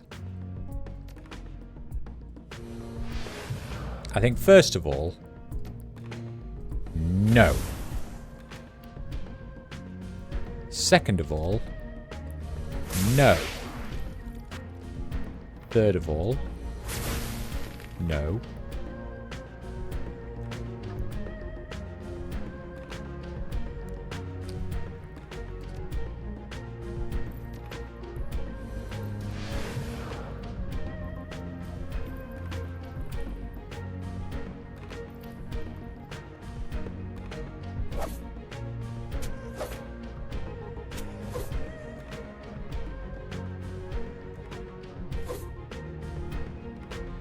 Oh well, you tried.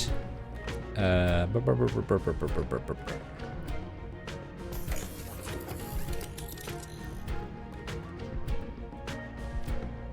you also...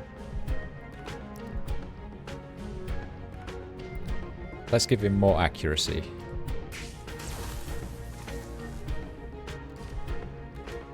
So that when he shoots at this thing, he's gonna hit.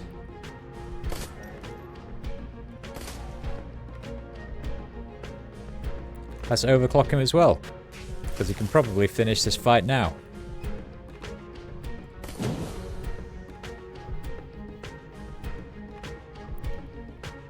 Nice. Enter. Oh, hello. Where did you come from?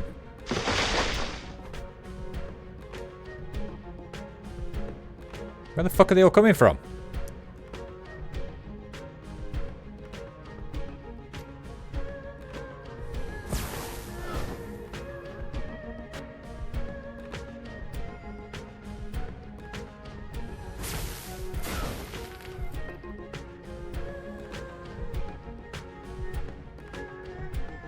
I will just shoot at this thing very close to me, because apparently I can't hit for shit anymore.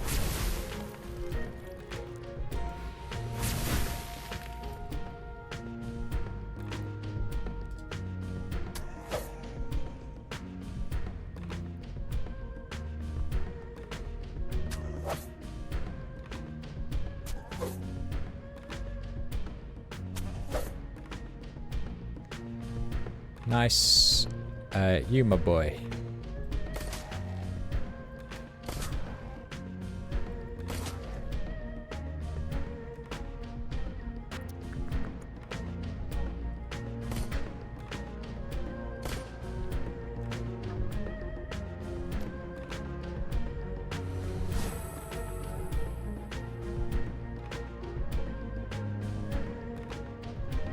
Bugger.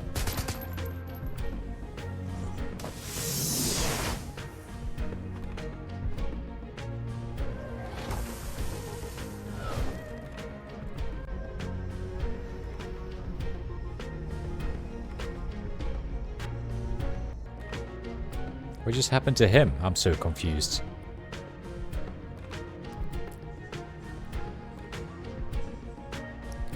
Is he like on the map anywhere? Did he get teleported?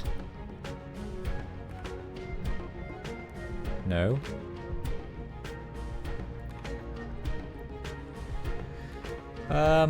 Okay.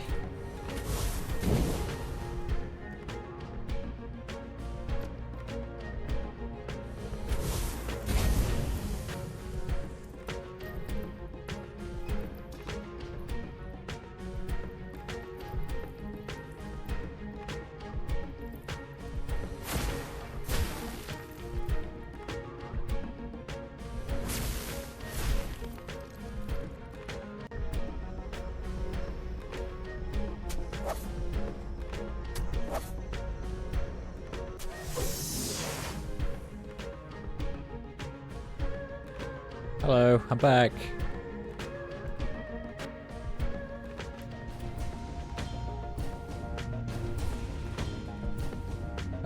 Go on, lad. Well done. Right. Let's do a little quick save after that drama and excitement. I picked up an ancient book. That is important. This place is cool.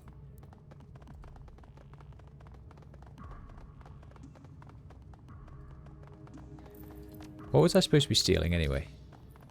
Both ancient books. Ah, there's another one.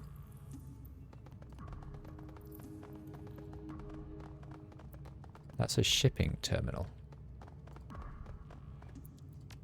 And I can't do anything with it. Amazing. Amazing.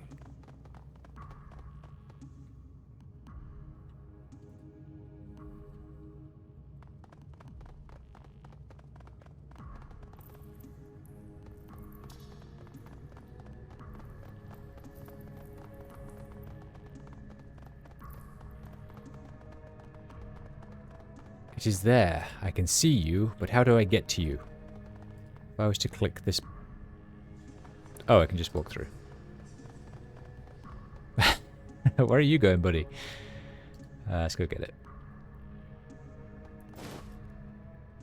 You've got both the books. Great. Next you need to head upstairs so I can wipe the security data, then you're home free. Did you know these creatures were here? No, I planned this run down to the last detail, but those monsters were a happy accident. Not sure how your meticulous planning didn't account for the hordes of basement monsters. It's a tomb. Things are bound to pop up, which, in your line of work, you should be prepared to handle. Now time's wasting. Security room's at the top of the stairs leading back to the museum floor. And I click on your comm link and he's gone. Alright, let's get out of here then.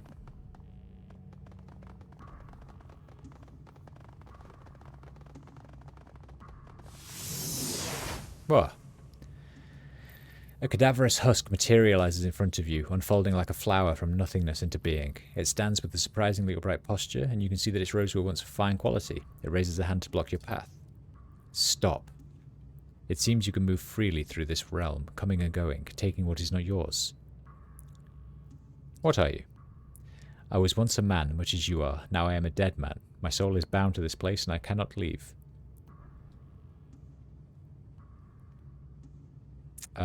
This place is bizarre. What's happening down here? The books that you carry, they are alive. They protect themselves, distort space, and draw creatures to them who will serve. Our Exalted had the will to contain them. Wherever you intend to send them, I hope that an equally strong mind will keep them under control. So you think that I can get you out of here somehow? You can. Slowly, painfully, the mummy inclines its head. It reaches into the folds of its robes and produces a ring of fired porcelain. The creature extends its arm, presenting the object as an offering. Take this talisman and place it among the other artifacts you have removed. Once you have moved it beyond the binding threshold of this excavation, I will be free. Let's say I do this. What's in it for me? The sure knowledge that you have done what is right. How do I know that I can trust you? You don't. How could you? But I am a man of my word. Well, I do enjoy doing what's right. As do I. When I am free, I will give you a thing, a token. Crumble it in your hands, and I will come to your aid, but only once. One time and no more. Will you accept my offer? Okay. Thank you. I will be forever in your debt. I don't know what I'm unleashing now, but fuck it, right? YOLO. And it wants me to go where in here? Ah! This was the place I came earlier.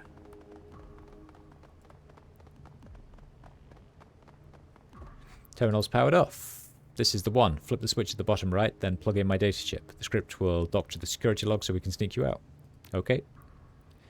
Executing now, and done. Get out of there. Okay. Why do I feel like something's going to attack me on the way out?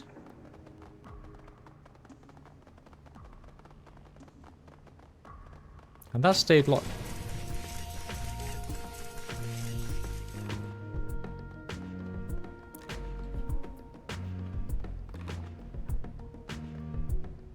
But I was so prepared.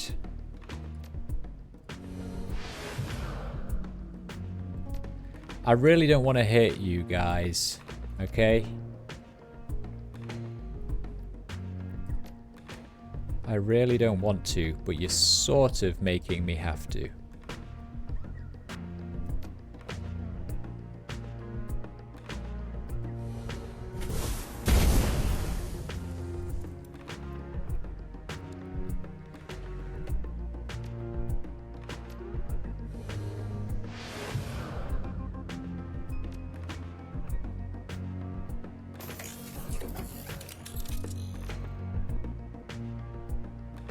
Let's give you overclock and accuracy and bring you over here and just start shooting.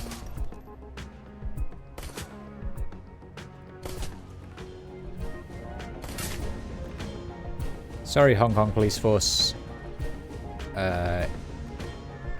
You might be dead. If this guy could hit, you would be dead. Change of plans. Search those bodies for a key fob. You'll need it to access the side door. There's a side door? In the lobby. My program didn't work as well as I'd expected. I've been monitoring the exits on my cameras and the HKPF have the front locked down. Since you can't get out the front now, you've got to go out the side.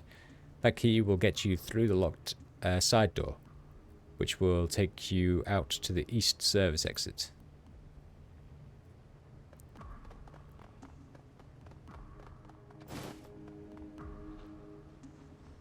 Best laid plans and all that.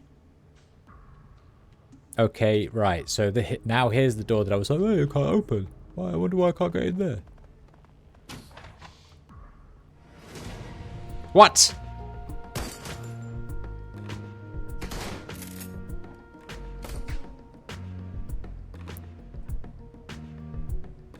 This is unacceptable and outrageous.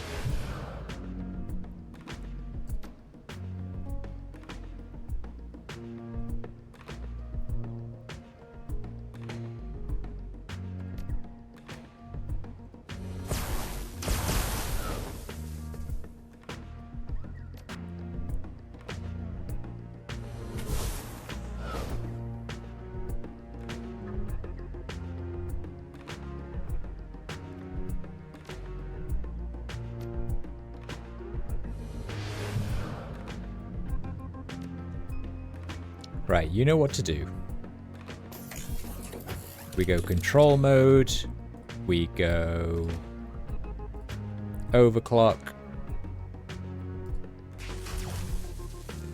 We give you more accuracy.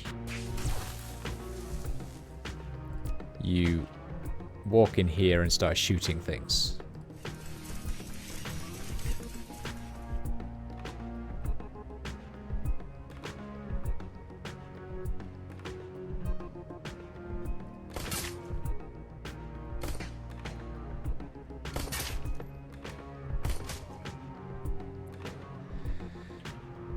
You run in.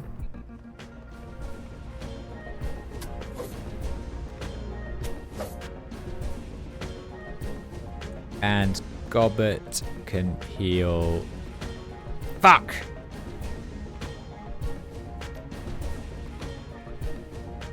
Gobbet, get in line of sight.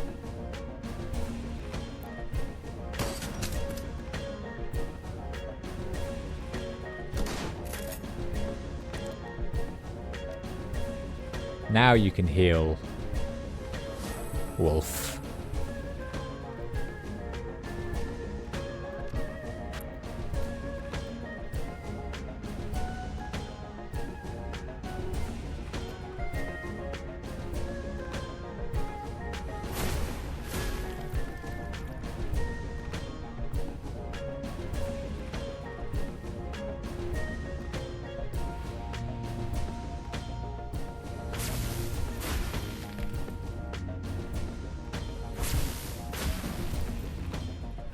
I should have brought him over actually to flank the guy.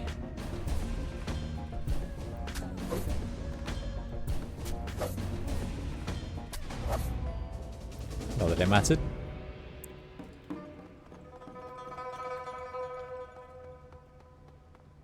Side exit. There's another locked door up there. Not sure if I've already been.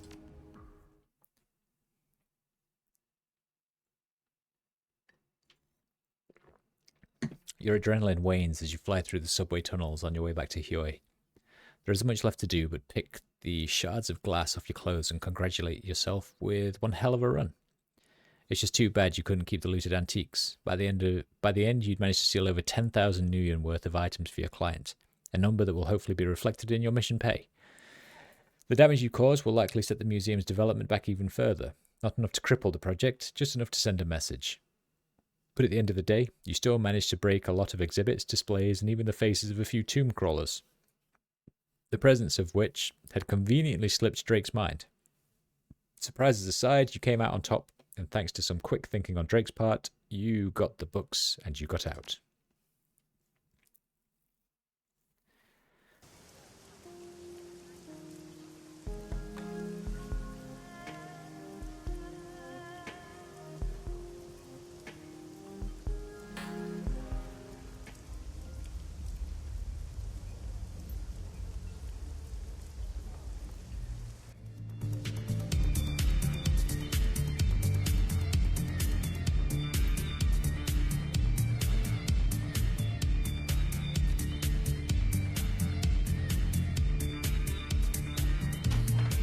Got to do the rounds.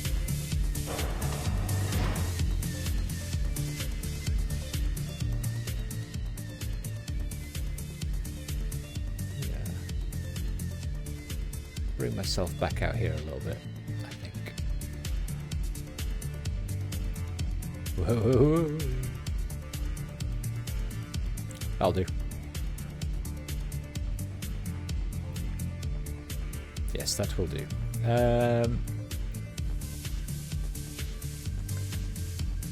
I'll leave you be. Oh, everyone's leveled up. Let me get outside before I do that, actually, because this music, my god.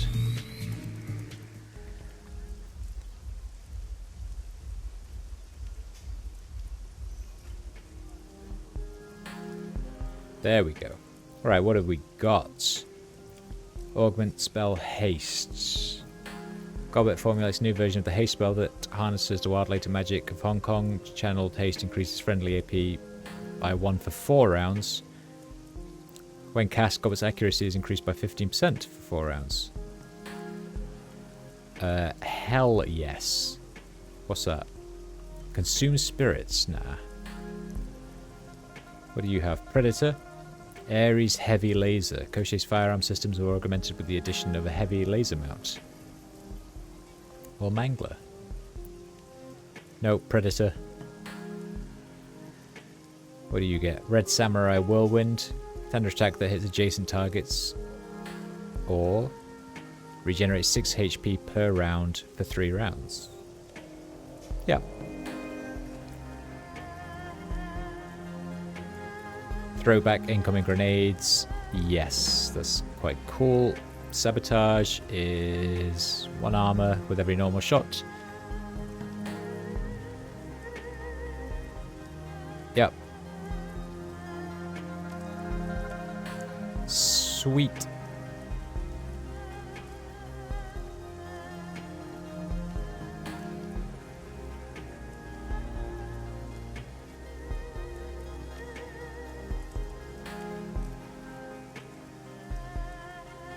Doing the rounds has just become incredibly quick if no one wants to talk to me anymore. It's no longer Dialogue Simulator.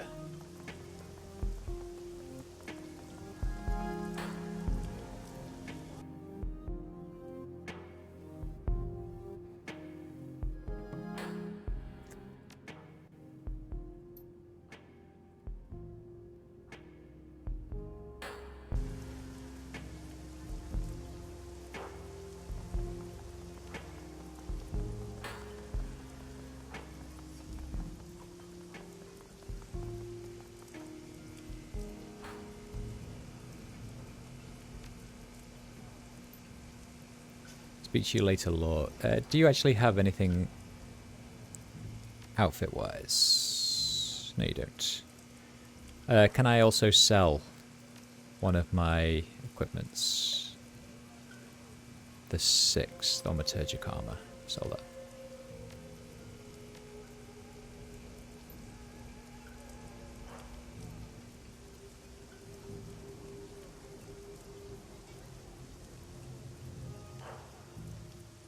Why does the shadow, the fog of war come back every time I come here? Like, I already know what the place looks like. I've been here time and time and time again.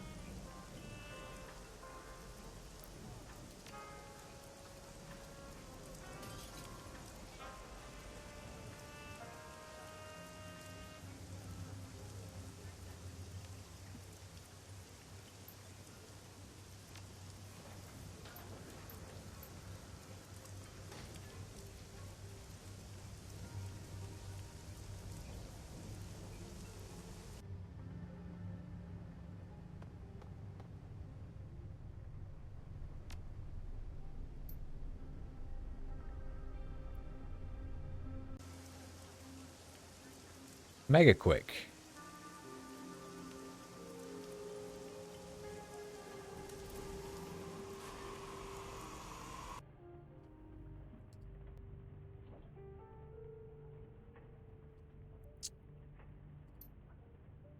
No messages. Jobs directory. Claim payment. Well done. You went above and beyond what I asked and liberated some truly precious artifacts. I've taken the payment you're owed plus a little bonus. I trust that you'll keep quiet about what exactly was liberated from Liu's little museum. I'll come collect the books from Kindly Cheng shortly.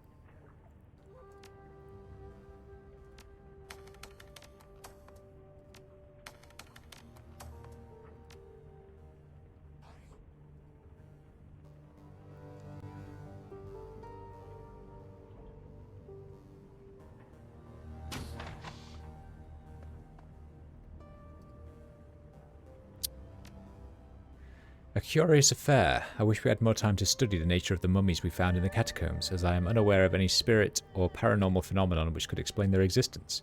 Bound spirits? A strain of HMHVV?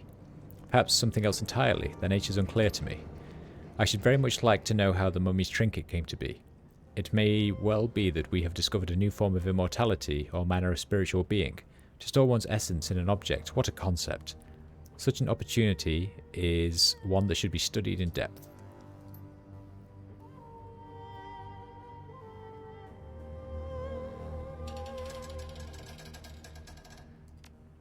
An interesting diversion. The mummies that we encountered were fascinating. Dead flesh, reanimated by the controlling will of an astral being bound within. Of course, the notion that these creatures are genuine reincarnations of long-dead humans is ludicrous. There is nothing innately magical about human consciousness. The soul is an antiquated concept rooted in wishful thinking. Thankfully, your deal has earned us the means to summon one of these entities. I should like to study it. Dissection would be best, but given the circumstances, I suppose that external observation will do. Good work all the same. My notes will be the richer for it.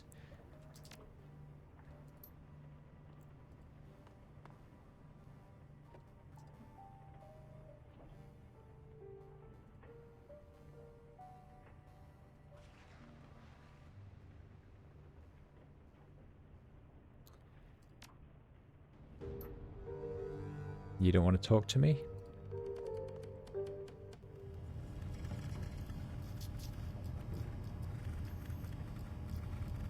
Question about the walled city, nothing.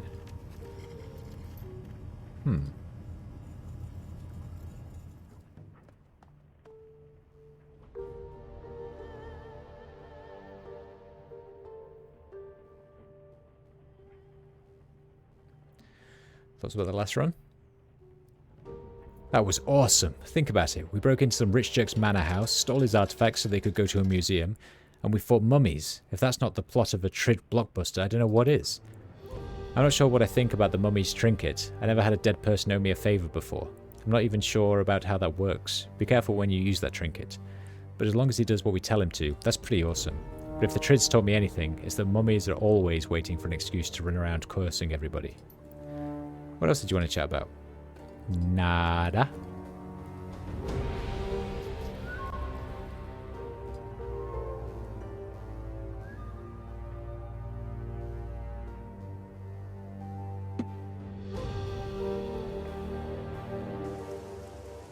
Nada. Right, we've got 2 missions and then Dreamland. But I'm hungry. And it is nearly 6 o'clock. So I should go and get some food. Yep, that's what I'm going to do. I'm going to go and get some food. I might even stream in a couple of hours or so, depending on how I feel after food and if anyone messages and sees if they want to do something else. If not, that's what I'll do. So, I'll either catch you in a few hours or at some point tomorrow. Thanks for watching, guys. I think the next stream or two we'll have this game finished, which is exciting. So I'll see you next time. Thanks for watching. Bye-bye.